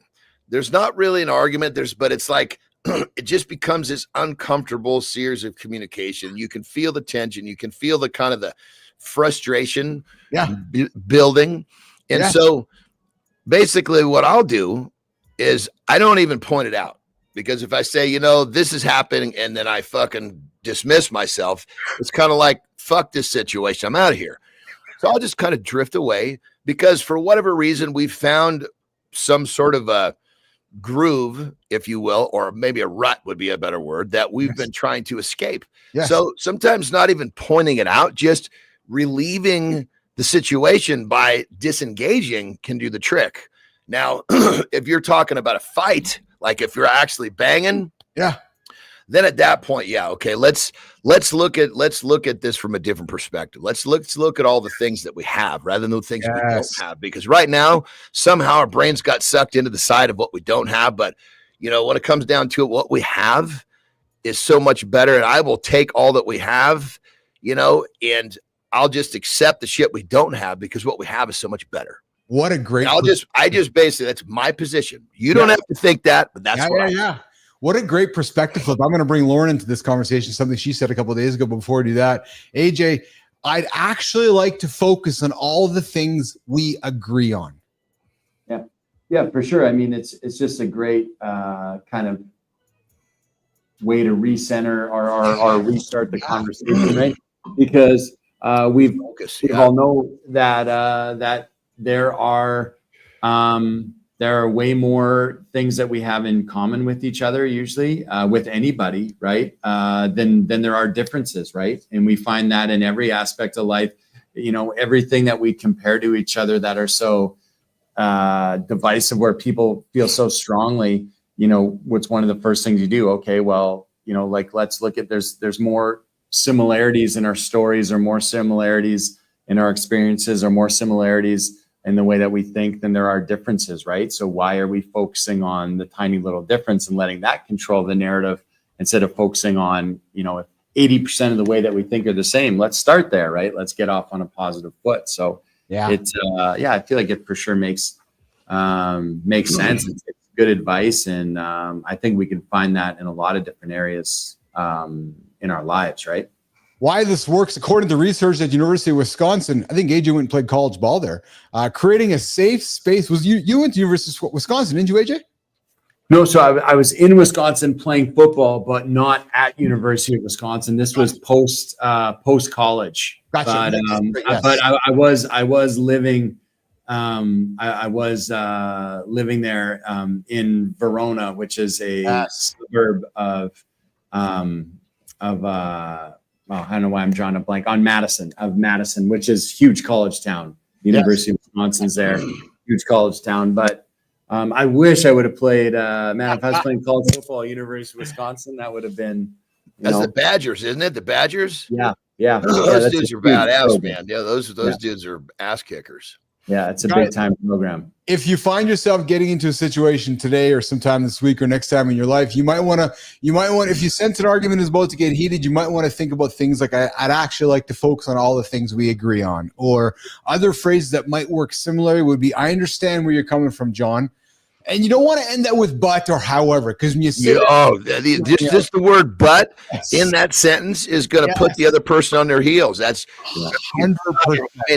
I mean, and we all do it unknowingly. You have to really be intentional. Yes. These little fucking words are signals, like on a subconscious level. Yes, even words like "let's agree to disagree" it can be inflaming to somebody, right? Or I like the idea of I understand. So if me and AJ, AJ, I understand where you're coming from.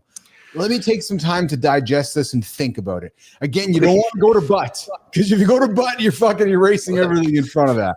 Right? And you get to know your partner. Like when, if Terry and I are talking and she says to me, I disagree. She doesn't know it, but her fucking dukes are up. Yes. And so at that point, I hear that shit and I'm like, okay, then let's just agree that we disagree. And I just fucking turn it off. Because if she's not in that mode, she'll, let's think about this from a different perspective. That would be the Terry that the dukes are down. But sometimes the dukes go up and I wouldn't even fucking know it. So I'm not busting her up. I do it too, I'm sure. And I'm sure she's got the things she realizes, Jesus Christ, this guy's got his goddamn armor on. I need to just, because what she'll do is what she says to me.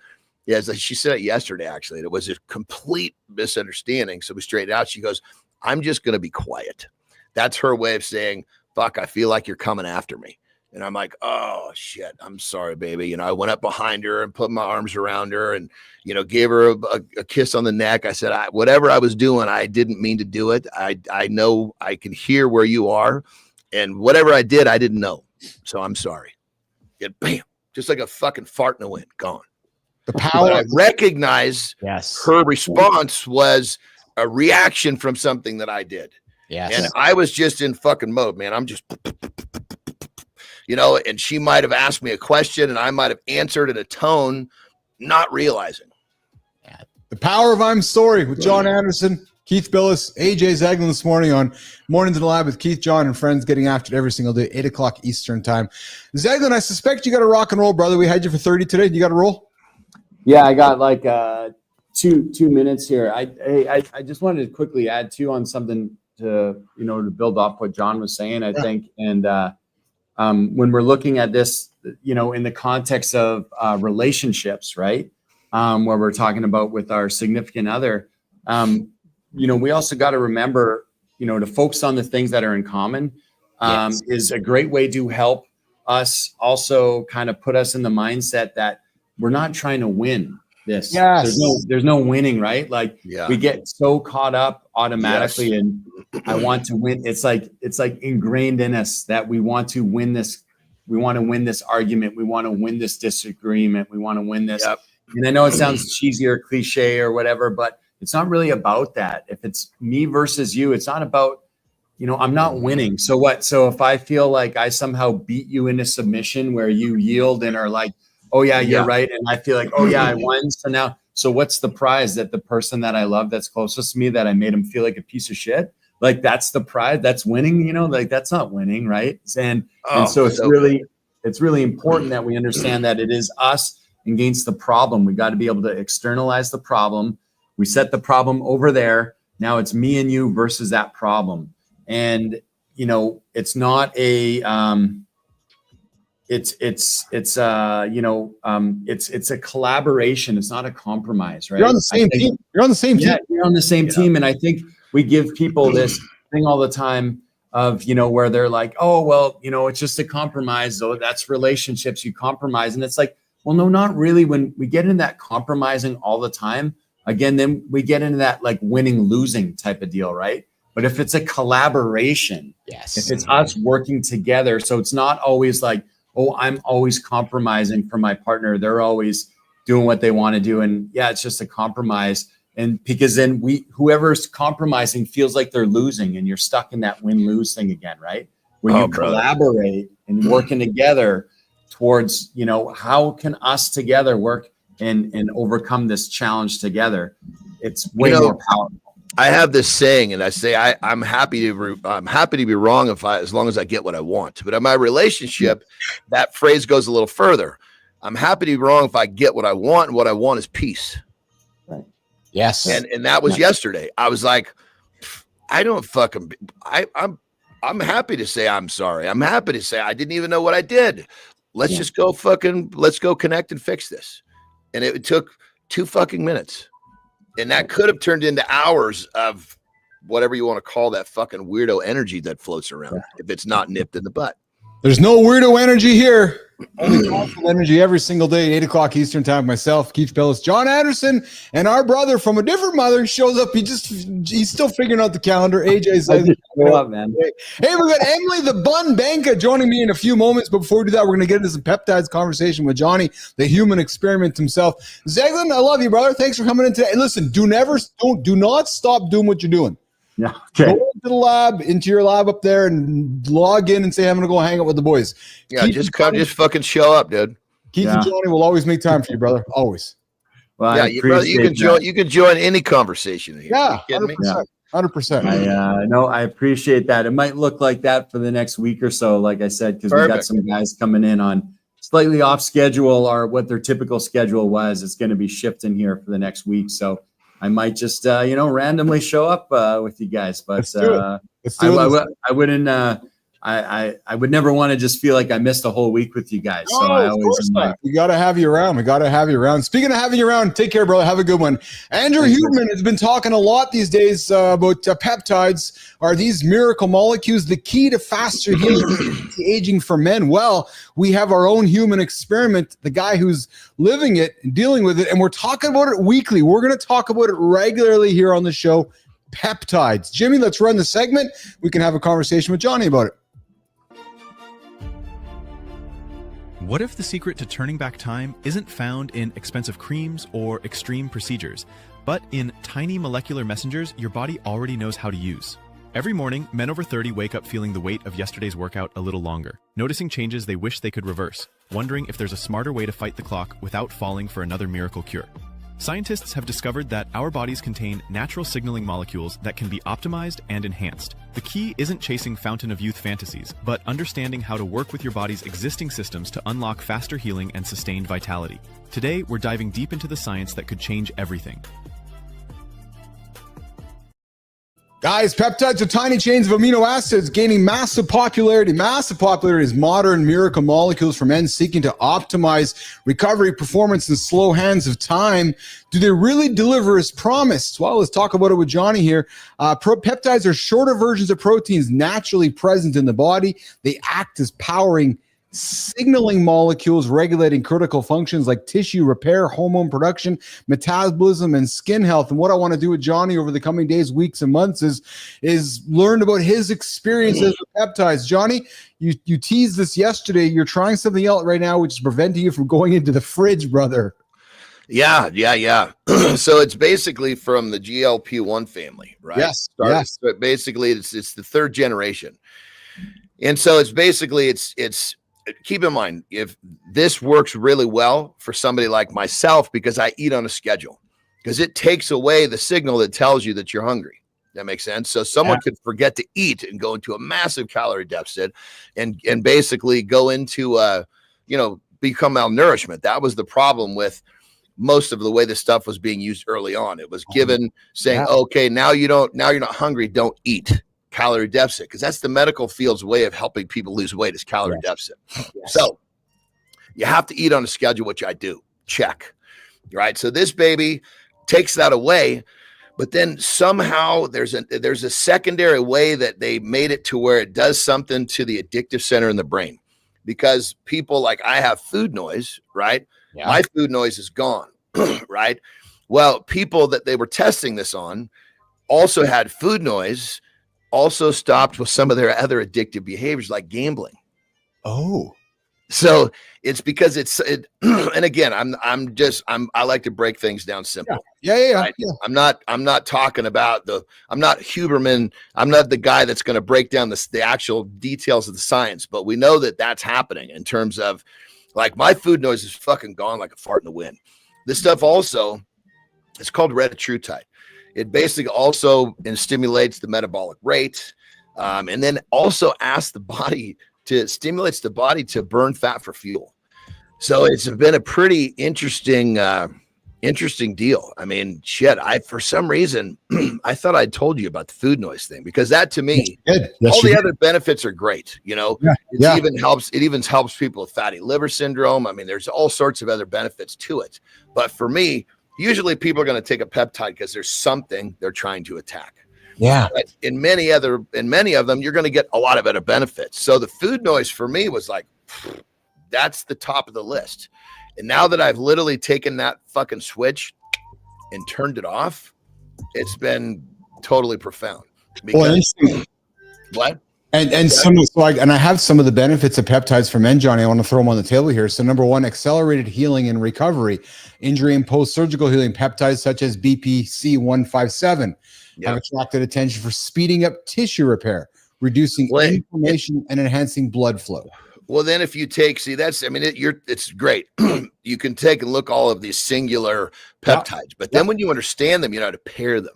Yes. So that one paired with TB 500. Yes. And GHKCU, those three put together heals from 3 different pathways. Well, interesting, because I got that one next. So I'm going to take a page from you and keep it simple. So we're not going to pair just yet. Yep. We're going to keep singular. So number 2 is collagen production. Peptides like GHKCU can help with anti-aging and skin rejuvenation, and there's antioxidant benefits. So that's number 2. Number 3 benefits, Johnny, of peptides would be muscle strength and body composition. So peptides like CGC 1295, imprimerylin, and semerylin stimulate the body's natural hormone production, supporting increased lean muscle mass and fat loss, especially in men over 30. And guys, I'm talking about tesamorelin real quick. Tesamorelin is also in that family, which is the strongest version. And guys, and I want to be clear with what I'm saying next. I'm talking peptides. I'm not talking PEDs right now. Clearly, I'm talking peptides, not PEDs. There's a strong difference, you guys. So, well, and real quick, just to back that up, Keith. So when we're talking about growth hormone production, the body already has a signal that says, hey, when you go to sleep, produce some growth hormone. Some comes from the stomach, some comes from the pituitary. So different peptides will basically take that message and make it stronger. That's all it is. There you go, guys. And then it's turbocharging the already existing message in the body. Awesome. And then, guys, we're going to keep it on here. These individual benefits here. I got 5 of them. We're on number 4, enhanced libido and hormonal balance. Sexual function, the PT141 and related peptides, Johnny, can address erectile dysfunction through the nervous system, and some also support natural testosterone production. We've talked about ED on the show, Johnny, and you've experienced your own personal discussion with this. Have you tried PT141 yet? I have not. Have not. Okay, so there's one on the table for us here. And then cognitive and immune support, Johnny. So peptide therapy is being explored for supporting cognitive functions, better sleep, and even immune resilience, all crucial as men age. Oh, buddy. I mean, I'm actually in the process right now because I have a community, right? So it's one thing of, okay, here's a place to get it, but how do you learn? How do you use it? That's really what my biggest thing is. And I can't tell anybody how to use it. I can say, this is what I've found. Yes. And basically you can take a bite off of what I found, but the website is Max Performance Peptides. That's the safe place to buy. But more importantly, at the very top, you'll see a green banner. You click that, it'll take you to the community where you can actually learn about these things. And that's really the biggest thing. It's not just here it is. It's how do you use it in a way that's going to help you? That's the real key. And it's information. That's what people need. Well, and I'm glad you wrapped it there, Johnny, because that's what we're doing here, guys. We are presenting information. We're not giving medical advice. We're not giving you guys doctor's orders. I'm simply taking stuff that Huberman's talking about, the world is talking about. Johnny's actually experimenting with and doing it himself, and so forth. Some of the questions are peptides safe? Well, when administered under supervision, they're generally considered safe for healthy individuals. Common side effects, you might have some site irritations with some of the injections, nausea, headaches. But keep in mind, there is going to be a few that are going to hurt. They're going to have some site injections. The site's going to be just because of the nature, like the GHKCU, there's copper in there, so it's going to irritate the skin. But nausea, all this kind of stuff, all the other shit you just named off, that's because you've not been shown how to use it properly. And unfortunately, the medical field, they tend to want to give big doses weekly. And the way to get around that is basically microdosing. You don't have those issues. But again, this is, what's out there. Most people have got their hands on the wrong information and they're reading about all these side effects because it was administered incorrectly.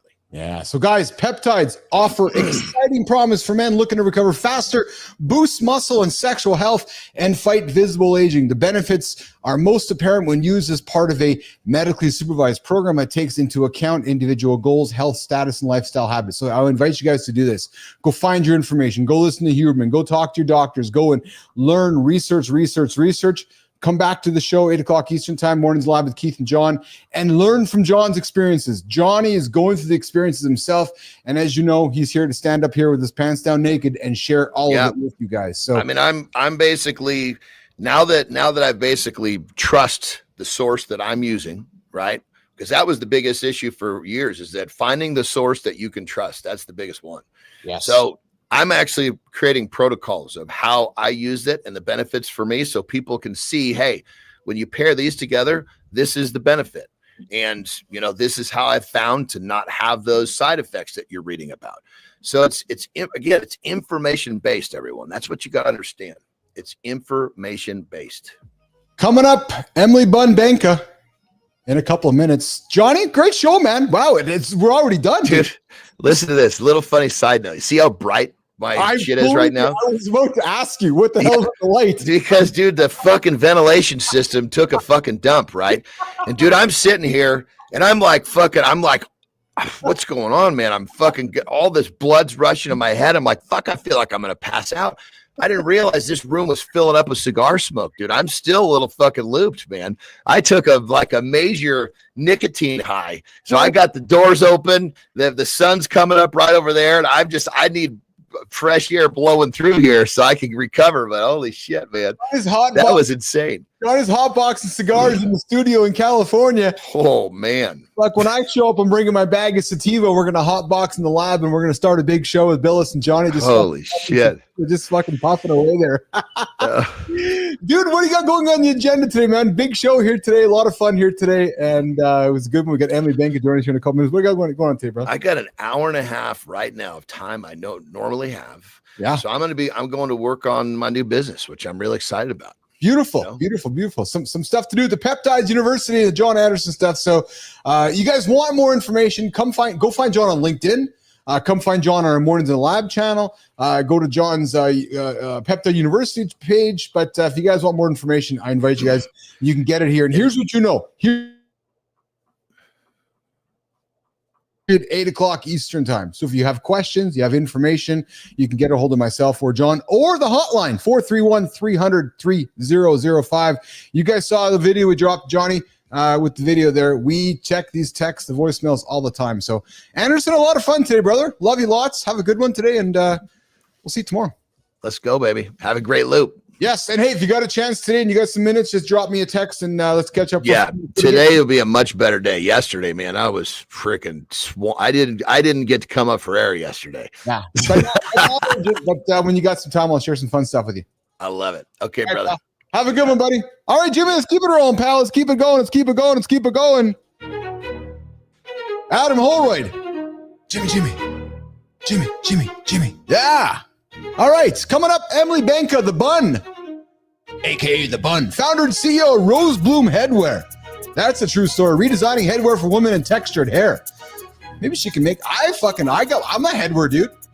I got my hats. I got the Kango collection upstairs. I went to Lids one day after I sold my company, bought every fucking hat on the wall. Yeah, true story. I walked in, I'm like, I kind of like that one. I kind of like that one. I kind of like that one. The guy's like, yeah. I'm like, yeah, let's take them all. Yeah. True story. It was in New York, Times Square, New York City. Walked with a bag of hats, dropped with $3,000 of hats. And then went to the John Vivado store, and I was like, I kind of like that scarf over there. And I like that scarf over there. So I bought them all. That's what we're talking. Matt Watson this morning sold his company for $150 million. Well, I only sold mine for $50. So I was only able to go to the Lid store to buy my hats over there. So speaking of hats, Emily Banka is joining us. Jimmy, let's run the community corner transition before we bring Banka into the lab.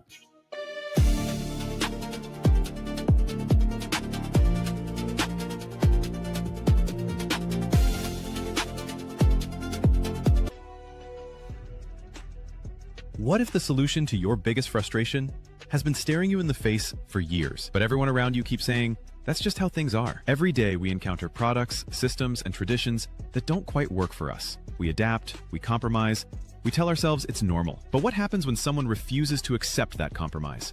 Meet Emily Banka, the person who built a career from being a 3 a.m. Denny's server to national director level in retail. The best innovations solve problems so obvious that we stop seeing them as problems. The key isn't waiting for permission to fix what's broken. It's recognizing that your daily annoyances might be your greatest business opportunities. Stop accepting what doesn't serve you. Start questioning everything. Oh, baby. Whoa, baby. She was the first to patent the ponytail holes in the top of a hat. She built a career from Denny's server at 3 a.m. to the national director in retail. Recent partnerships with Ultimate League and the Penn State University. We got in the lab. We got the Bun, Emily Banka, joining us this morning. What's up, Emily? What's up? Going on? How are you? I love the hat you got. I was wondering what you were going to wear to the lab today. Oh, this is the OG model. This is what started it all. This is the I worked at Lids for a really long time, and wherever you're at, wear a hat. And I couldn't. Yeah. So instead, you patented a hole in the top of the hat to stick your bun through it. Yeah, I will just be story, actually. It's patent pending, but I don't know if you know anything about the USPTO, but it moves slower than the speed of smell. It's slower than molasses on a Christmas day, as my mom would say, and I am turning into her, and that is a fabulous thing. So, but yeah, this is kind of where it all started. But I've been cutting holes in hats for longer than I can remember. So did somebody just say, did somebody maybe not just say in your journey, hey, Emily, maybe you want to cut your hair instead of cut the hole in the hat? No, it's more than that, because the ponytail hats exist. Yeah, I know they do. Yes. But they are just modifying the original build of a baseball hat, which is built for a man's skull structure.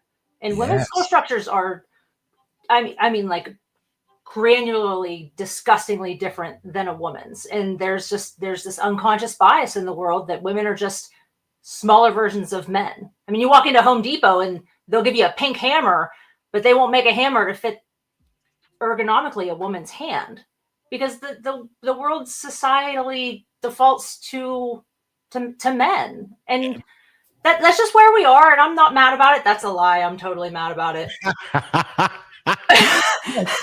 But here's the thing. So I'm going to make some assumptions here. You were working for a hat company, probably with men leadership, and they probably said to you that, hey, your signature bun hairstyle doesn't work here.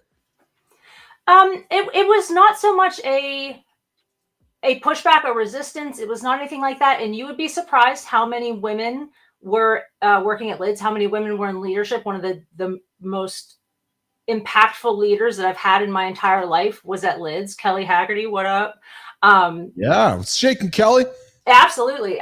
So it was not a pushback. It was nothing like that. It was this sliver of my how I was raised, where I was brought up, being my brother's little sports crony in this world of like whatever my brother did, I wanted to do. And everything I've done in my whole life was just to impress my brother and to gain his validation.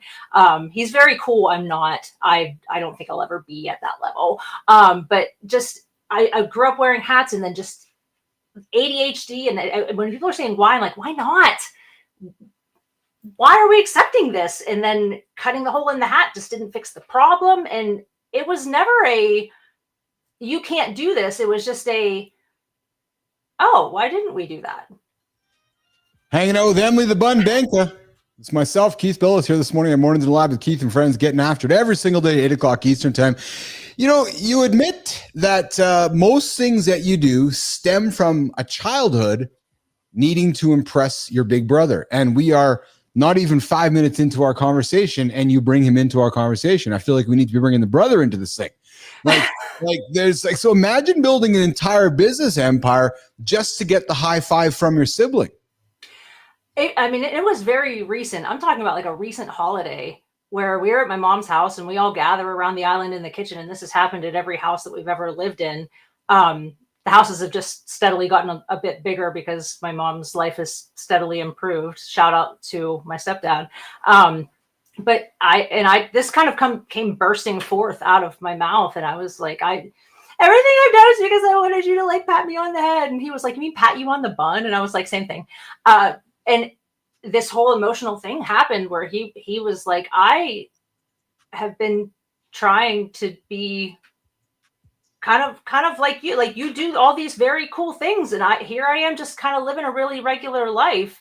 And I'm like, regular, you're like the dad of the year. You're doing the whole thing that you raise small humans that are excellent little humans, and they're not so little. He's got really amazing children that are robust and smart and thoughtful, and he does a regular job, like the grind as opposed to mine. But like, I've always been considerably impressed with what he's done, and we had this whole big like fallout where I'm 40 years old and he's 42, and we're like, I love you, oh my god. But yeah, I continue to do that. I continue to think in my head, like I perpetually see my brother in middle school, like. When did your parents divorce, Emily? How old are you? When I was 7. When you were 7. Yeah. And he kind of took over, knowingly or not, or begrudgingly or not, that traditional male gender role where whether he knew it or not, I was kind of looking up to him. Well, that's you've opened the door, which you've allowed me to walk into by some of the things you've said. You clearly have a close relationship with your brother, and it would seem to me that may have cultivated through the changing in your life when you were 7. And as a result of that, you have gone on to admire, respect, and obviously grow very close with him. I'm thinking. Am I correct?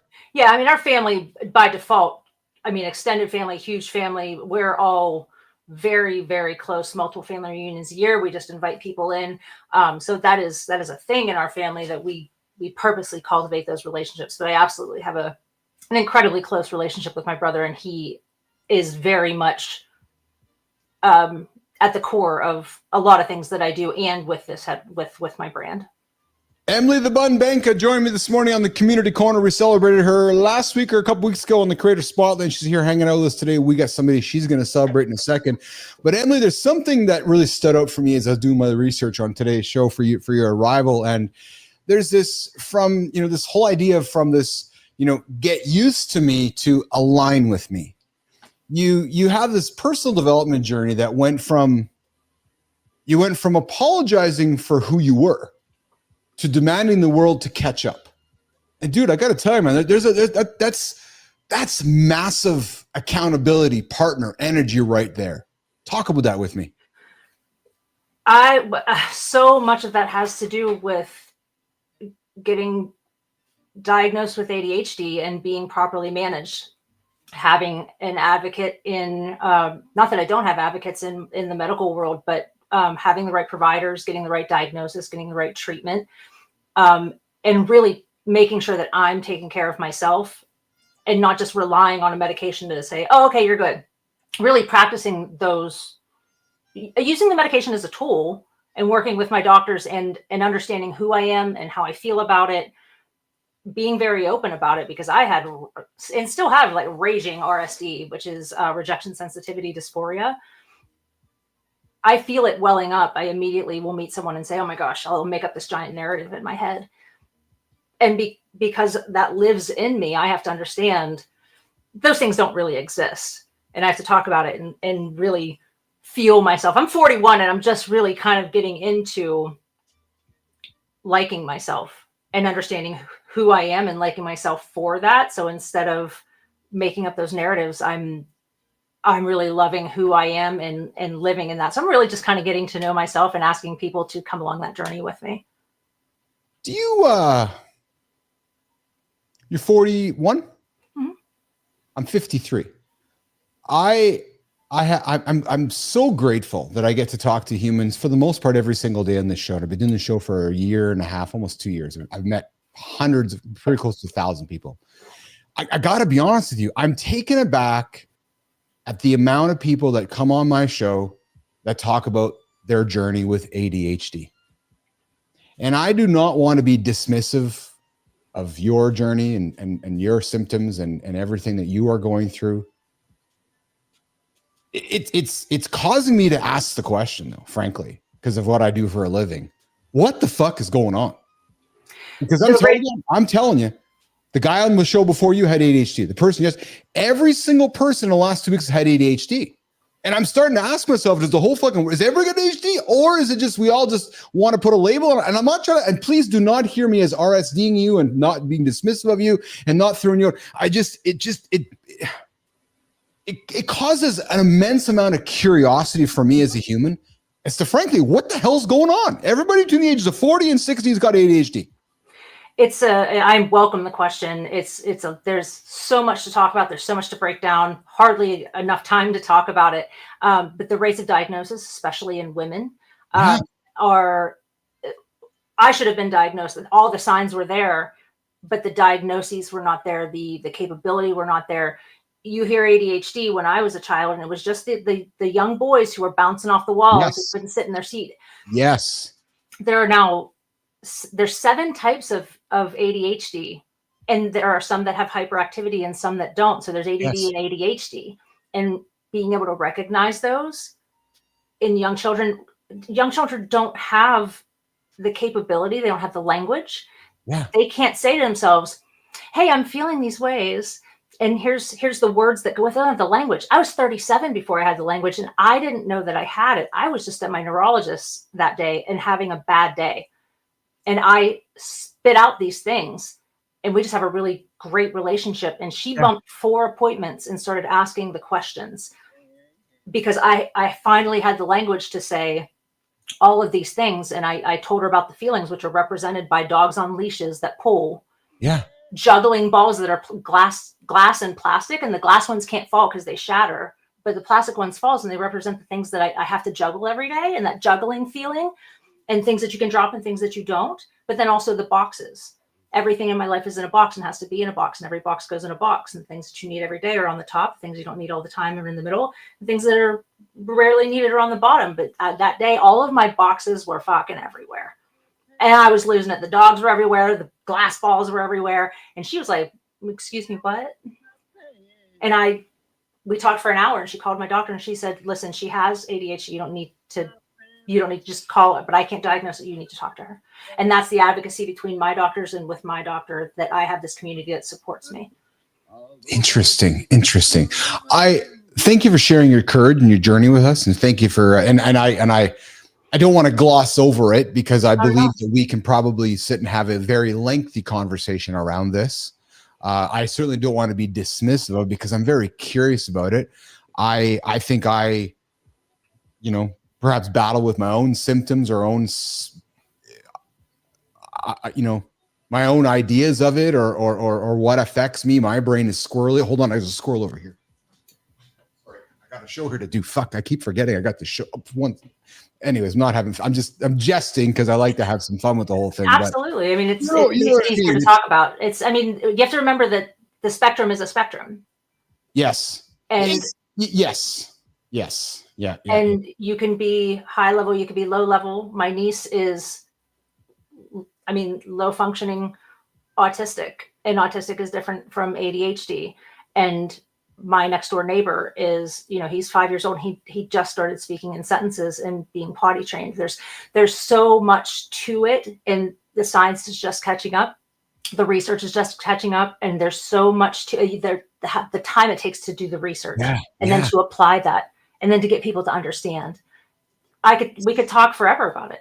Well, you should be curious, and you should ask the question. Oh, I think we're going to have a panel and have more discussions around this. So let me ask you this then, Emily. Where and when in your journey did you realize that it was actually, my glasses off for this one, it was your superpower? I don't. Because it is.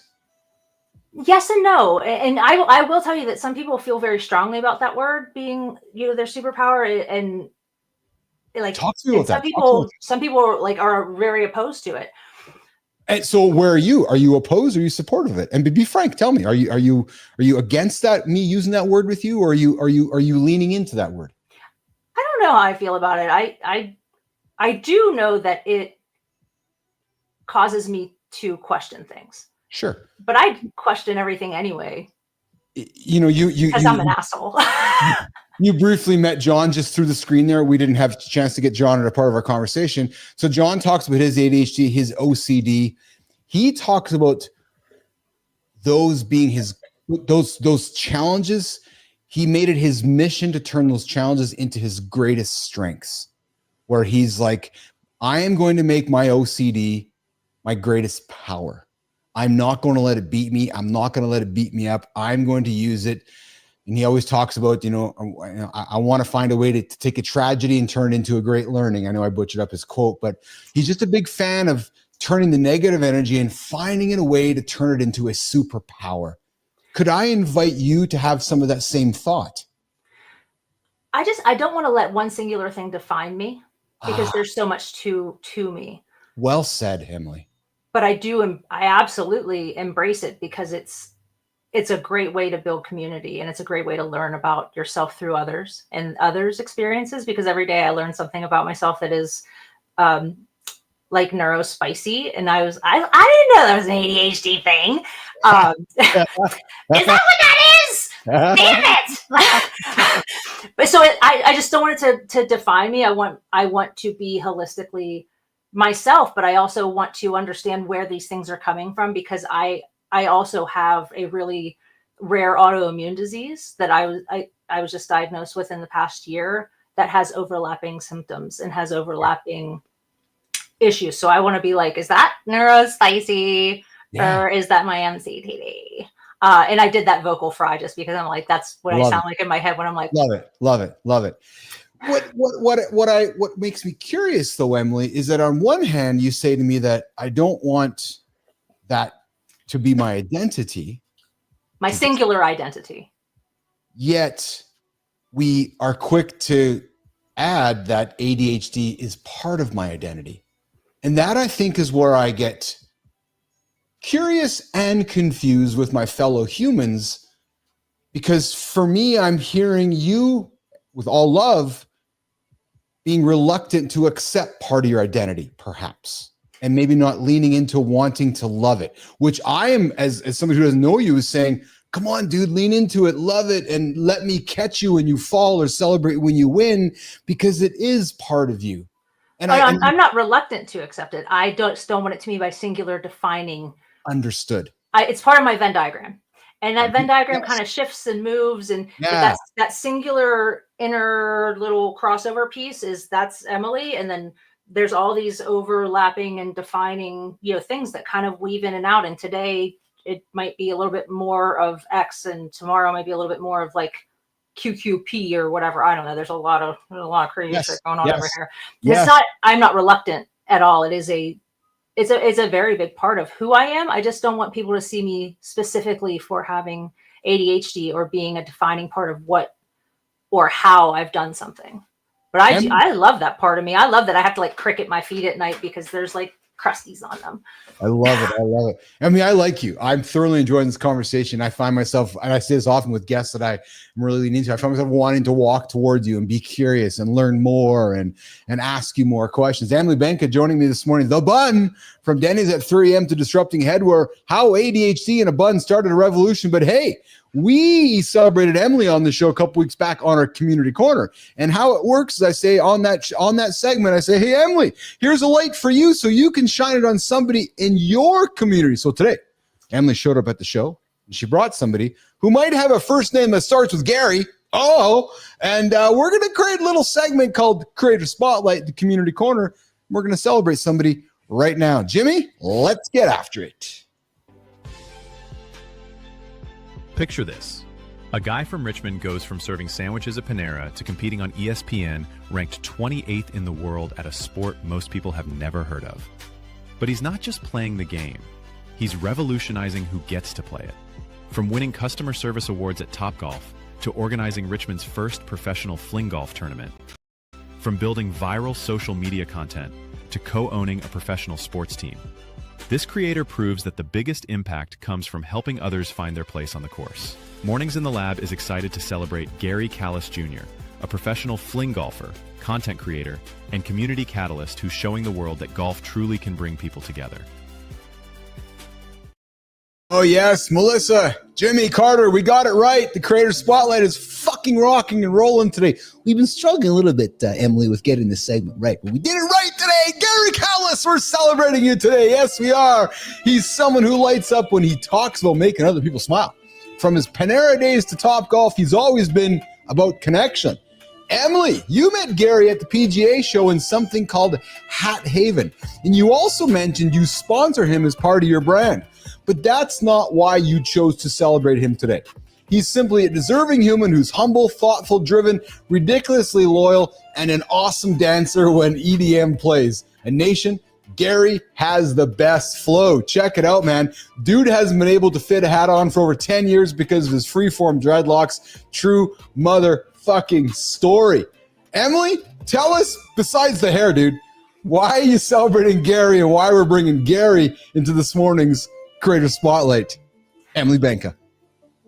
Have you ever just met someone and you're like, and it might just be, I get what's called the ADHD Ghiblies, and you either just know, or you're like, People are like, oh, they're great. And I'm like, or you're like, Yeah, bro. This dude, I met him and his energy was just all over the place.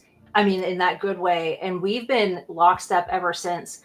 I mean, I met him, I saw his hair, and I was like, bro, let me fit you with a hat. And he was like, not going to happen.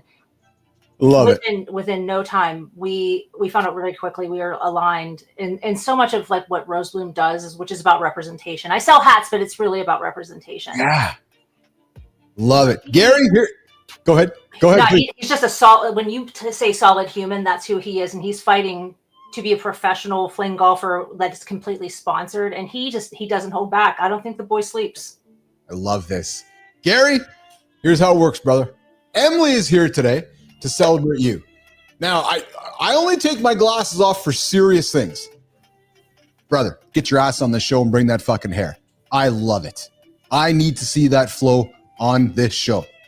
True story, man. Oh, yeah. That flow, I can see it right there, man. Oh, I love that flow. Gary, love to have you here. We'd love to celebrate you. We'd love to hear about Fling Golf. We'd love to hand you the light like we handed it to Emily so we can continue to pay it forward in the next Creator Spotlight on the Community Corner. Emily, thank you for celebrating Garry Callis Jr. today. Thanks for giving me a chance to shout him out. That's awesome. So let's do this before I let you go. Can we do a rapid fire with you? Absolutely. Let's do it. Let's do it. Let's do it. What's the worst hat crime you've seen this week? Every single one on a woman? Why can't women wear hats very well? Because they're made for men. I knew you were going to say that.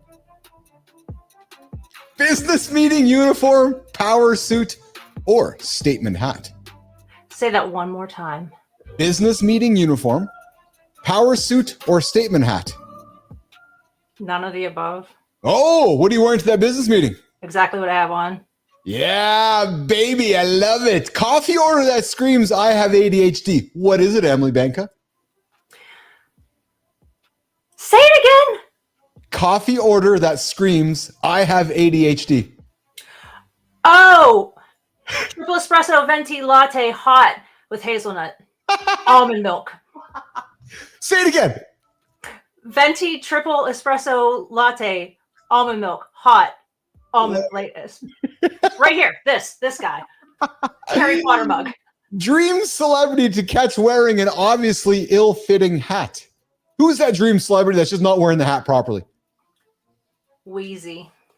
Oh, nicely said. Nicely said. One word to describe country club tradition from the mouth of Emily the Bun Banka. It's floral and I hate it. And my closing question, Emily, you went from serving French toast to people with my brother, by the way. Oh yeah, with your brother. Yeah. So you know that there's a whole other sort of bunch of questions I go on over there, but we won't go there today. But Emily, you went from serving French toast to people at 3 a.m. to literally changing how people hold their heads high. Now, your brother might be the coolest person on the planet to you, but what would that girl slinging hash browns say if she could see you today?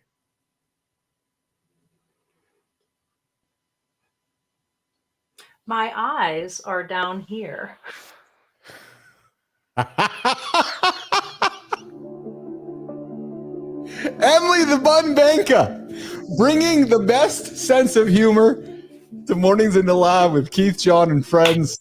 Emily, you're awesome. You're awesome. Thank you so much. I would sit down and chat with you for hours. This is fantastic. Well, then we'll have to do it again. What was the most fun for you on the show today? Just having the opportunity to chat about the holistic, the whole, the why. It's not just hats with holes on the top of them and why it took 175 years for some asshole to do it. I'm the asshole. But the background and the why and bringing it together and giving it a chance to make it funny. Yes, sir. Yes, sir. I have my hats. It's part of my look. It's part of the collection. It's part of the image. It's part of what I present and put out there. Now, I wear hats all the time, but as I've been crafting the show and crafting the image, there's been a nothing intentional going on here. Oh no, not at all. He's just a pretty face. Fuck that. Pretty intentional, actually.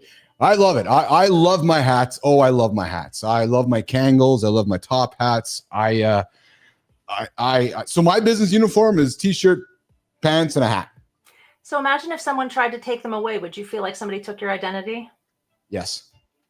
That's how I felt when somebody at Lids told me I couldn't wear my bun because I had to wear a hat. Yeah. I had a man bun for the longest time. And I fitted into my hat. And I had like the bun and the hat part. Yeah. I might have been kind of a douchey bag at that point in my life too, though. That just meant that might have been a series of my life. Like, that guy's kind of a douchebag. Self-reflection. Yeah, just a little bit. Just a little bit. That's a lot of what Rose Bloom's about. Is if someone takes your part of your identity, and that was my identity, but I wanted to do both. Emily the Bun Banka, founder and CEO of Rose Bloom Headwear. How can my community, how can the world connect with you, find you, work with you, engage with you, learn more about you? Where can they find you, kid? RosebloomHeadwear.com, and all of my socials, you can find me by searching Rose Bloom Headwear or Emily the Bun Banka. You know something I like about you?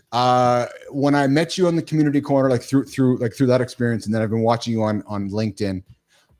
You have done a wonderful job branding yourself with the bun. And I mean that as a compliment. Like it's, and I know it's intentional, but it works. And I think people can learn from that, frankly. It's relatable, it works, it's humanizing. And again, I think it's something that people can learn about through your experiences. So I applaud you, kid, for standing on to that. And I call everybody kid. So that's even though you're 41 and I'm 53, but I'll keep calling you kid. So appreciate it. Appreciate that. Emily the Bun Banka. Yes. Hey, where are you today? Where are you joining me from, by the way? I am home in Youngstown, Ohio. I'm from Pittsburgh, just so we're all clear. I'm a Yinzer through and through, black and gold, baby. The home of the Penguins, Sidney Crosby, Mario Lemieux, and the guys. I'm a hockey guy. I'm from Canada. Absolutely. But as soon as we start having kids, and when they go to sleep, it's Pirates, Penguins, Steelers, Pirates, Penguins, Steelers, Pirates, Penguins, Steelers. Do you have kids, Emily? Yeah, I have a 23-year-old daughter. Her name's Jordan. Love you, baby. 23? Dude. Wow. Good for you. It's my baby. Yeah, good for you. Emily, I appreciate you. Thanks for hanging out with me today. And you come back and listen. You know what? I'm serious with what I say next. As I'm planning the fall calendar on the show, I think that we should, I think maybe this idea of having a roundtable discussion around ADHD and maybe asking some tough questions about it and maybe, asking tough questions like, what the fuck? Why does everybody, and I'm making a flippant, ridiculous, off the cuff statement, but it's like, why the fuck does everybody have ADHD? Yeah, I think there are a ton of people that would participate and give you a lot of insight, a lot of good answers. You could probably get a lot of rage bait going. But yeah, I absolutely would love to participate. Love to come back anytime. Please hit me up. I'm here. All right, Emily. Well, I appreciate you. I look forward to grabbing coffee with you a little bit later. You have yourself an awesome day. Guys, go find Emily. Go find Rose Bloom Headwear. Go buy some hats from her. Go support her. Go send her some Mornings in the Lab love over to Emily the Bun Banka. I appreciate you, kid. Thank you. All right, we'll see you later. All right, Jimmy, let's walk her out of here. Let's keep it rock and rolling, brother. We are going overtime today. We're staying in the community corner. And Jimmy, we're going to get to the Substack Creator Spotlight right now. I'm going to move on over to that. So, Jimmy, if you want to run that hook, let's open it up and let's get to it, brother. This man was living the dream.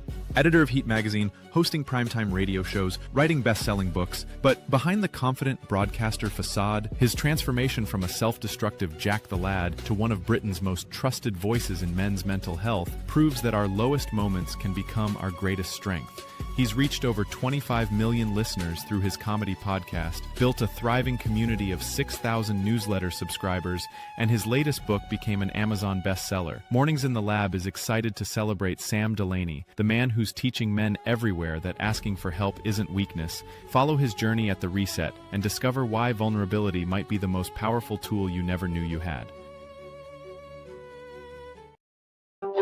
Boom. Surprise. Many people think recovery means you stop drinking and suddenly everything gets better. Well, fuck that. That's not how it works. No. Ask Sam. Real recovery means facing the demons you've been running from your entire motherfucking life. Yes, it means admitting that success means nothing if you're dying inside. It means choosing to be vulnerable when everything in your culture tells you to be strong. Well, the guy we're celebrating today, Sam Delaney, didn't just get sober. No, He got honest about why he needed to drink in the first place. You know what, nation? I suspect some of us listening right now are asking the same questions. But then Sam turned his newsletter into a confessional booth for men who were taught never to confess. He created a space where anxiety, depression, and addiction aren't dirty secrets. They're starting points for real conversation. So Sam, I admire your courage. I admire your story. And here's how it works. We're finding you today. We're celebrating you today on our Creator Spotlight in the Community Corner. And as a result, we'd love to have you in the lab. We'd love to celebrate you, celebrate your story, so that I can give you the Creator Spotlight to shine it on somebody in your world, Sam, so we can continue paying this segment forward and creating a lot of positive energy in the Community Corner, right here on Mornings in the Lab with Keith, John, and friends every single day, 8 o'clock Eastern time. Go follow the reset, you guys, with Sam Delaney on Substack. Let's get it done. Let's go, let's go, let's go, let's go, let's go. All right. Just looking at the comments here. Lady Drew and Bernard getting after it. Love you guys getting after it. Adam, I see your comments there as well. Okay, Jimmy, so you know what we're going to do today, brother? Let's get to the Community Corner. I'm going to go and find my notes here so we can keep it rolling here and wrap up this last segment. We did not get to it yesterday. I do want to get to it today. So I want to make sure we're hitting all the awesome people in the Mornings in the Lab community. Just give me a second here, guys, while I get to it here. I'm pulling up my notes. And no, that's not where it is here. That's no. There it is right there. All right. Okay. And I'm going to make this sound effect. You guys know how it goes, like this. There we go. All right. It is time for the Community Corner, where we connect LinkedIn and Substack on Mornings in the Lab with Keith, John, and friends. Today, we got beast mode comebacks, mountaintop grit, gym timing myths, and a brutal, honest take on recovery. Jimmy, let's get after it, and let's jump right the fuck in. All right, Substack story number 1, what time should you train? Oh yeah, that's a question we get asked often. Wow, wrong question. You ever stress over the perfect time to hit the gym? Morning, night, fasted, fueled, fed? Well, Patrick Dale says the whole debate is just noise. It's actually nonsense. I agree with Patrick. The best time to train is when you actually can. It's true. Your hormones, your watches, your favorite influencers, six-pack, none of it matters. It only mattered for them. Because if you're skipping workouts worrying about the best time, you're waiting for a magical window. Stop. As Patrick Dale would say, stop. So whether it is 6 a.m. on a hoodie or 9 p.m. in your garage, just show the fuck up. Right, Jimmy? The magic isn't in the clock. It's in the habit. So stop waiting. Just move and find consistency. No rocket science there. You looking for perfection? Keep looking. You looking for movement? Get up. All right. Getting better isn't always easy to love. You ever feel like progress is scary? Ooh. Sean Corcoran from I Wouldn't Bet on It. He went there and he didn't hold back. After years of gambling addiction, he finally started to heal. But instead of peace, he felt fear. Why? Because pain was familiar and healing meant facing everything he buried. Now, he shares what most humans won't say out loud. Sometimes we sabotage progress because we're scared. We don't deserve it. That's a true story.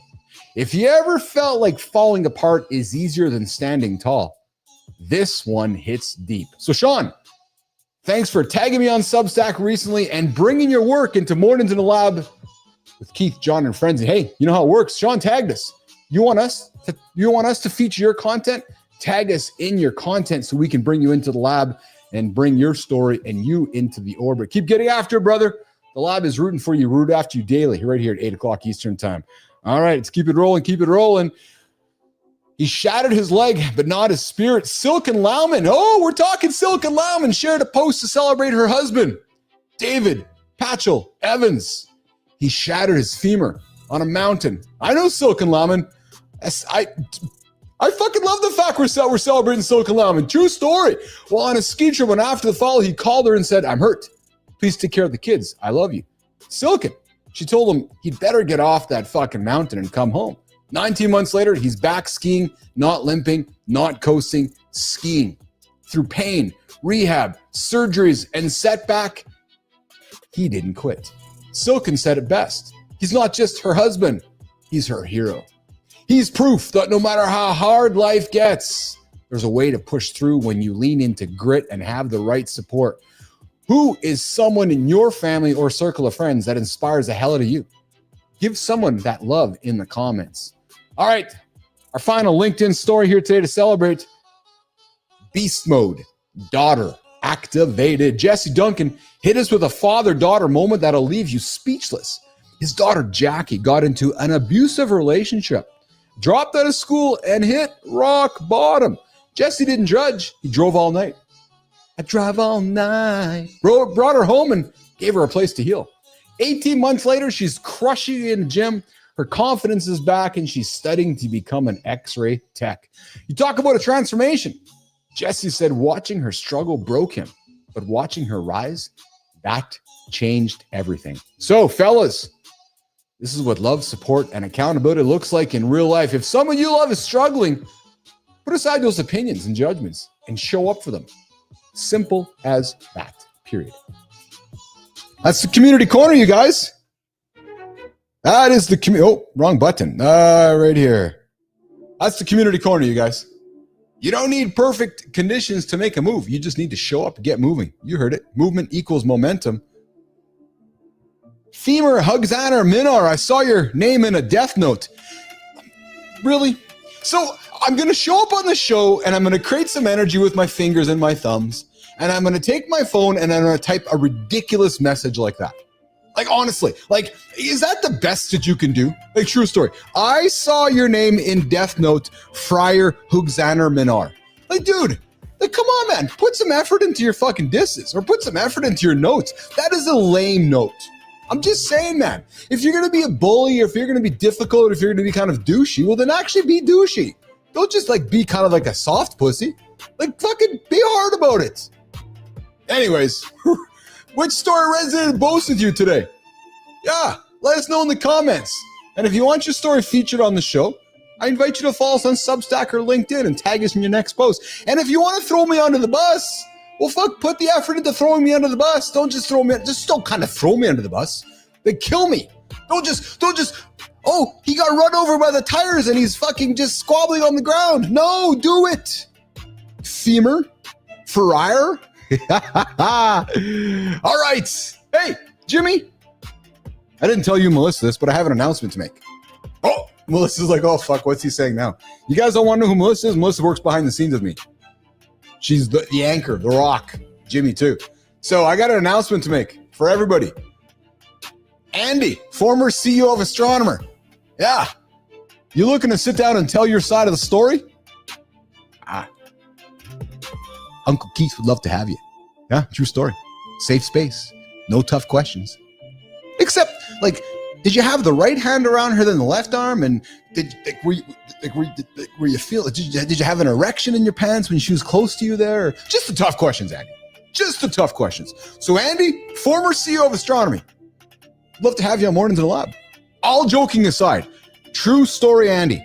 Yes. If you would like to tell your story about what happened at the Coldplay concert last week, I would love to invite you to Mornings in the Lab with Keith and friends. A safe space, won't throw you onto the bus. I'll give you the freedom to say what you got to say. I have no rules, just fun. So Andy, come hang out with us in the lab. And hey, Kristen Cabot or Kristen Cabot, if you want to have the same conversation with Uncle Keith, we'd love to have you here too. Yeah, we'd love to have you. We'd love to know what was going through your brain when the camera just showed up on you. So we're going to have some fun. So to the folks caught up in the Coldplay scandal, Mornings in the Lab with Keith, John, and friends has a space for you to come tell your side of the story. There you go. Okay, Jimmy, we have gone major overtime. But that's good. We're going to get out of here because my bladder is calling. And Jimmy, before we say goodbye, let's put the phone number up. Guys, the phone lines are open. 431-300-3005. Yep. The text lines are here, 431-300-3005. You guys can send me a text, send me a voicemail, or just call me, and I'll answer it. Guys, coming up on Wednesday's show, tomorrow, In the Loop. Well, I say that. I know Jimmy's frantically getting stuff ready so he can show me what's happening on tomorrow's show, because I am not prepared to show you what's on tomorrow's show. So I'm going to do a little wrap on behalf of Lady Drew, Bernard, Holroyd, Rick Clody, Kindness Risings, Matt Roof. Oh, we got Ramo Maya tomorrow. Rama Mayo worked with Gary V. Rick Clody, Kindness Rising. Hey, Kindness Rising, guys, 7:30 Eastern time. Before you show up for my show, I invite you. No, not invite you. I'm telling you. Go show up for Kindness Rising with Matt Roof, 7:30 Eastern time, right here on the channel. He's offering kind solutions to start your day. That's it. And tomorrow, when life gets tough, an inspiring father and son conversation. I'm going to share some stuff, guys. My son's moving this fall. He's moving to play hockey in a different province. So gonna share some inspiring father-son thoughts with you guys tomorrow. Mornings Live with Keith and Friends. Okay, well, I'm going to press some buttons here, and we're going to do this. And it's going to be time for Uncle Keith to frolic out of here over to the restroom. That's bathroom in Canada. And go and relieve myself. So on behalf of everybody here, guys, we'll see you tomorrow, 8 o'clock Eastern time right here. Mornings Live with Keith, John, and Friends. Jimmy, Melissa, the whole gang. I appreciate all of you guys in the comments. Guys, we'll see you guys. And hey, you guys know this. We're going to get to more of your comments tomorrow and throughout the week. When we have guests, it's tough to do that. So keep the comments happening. Keep the engagement happening. I see all of you guys there. We'll see you guys in less than 22 to be exact. Come connect with me on LinkedIn. Come talk to me. 431-31305. All right, Jimmy, let's go. I got to go. See you guys.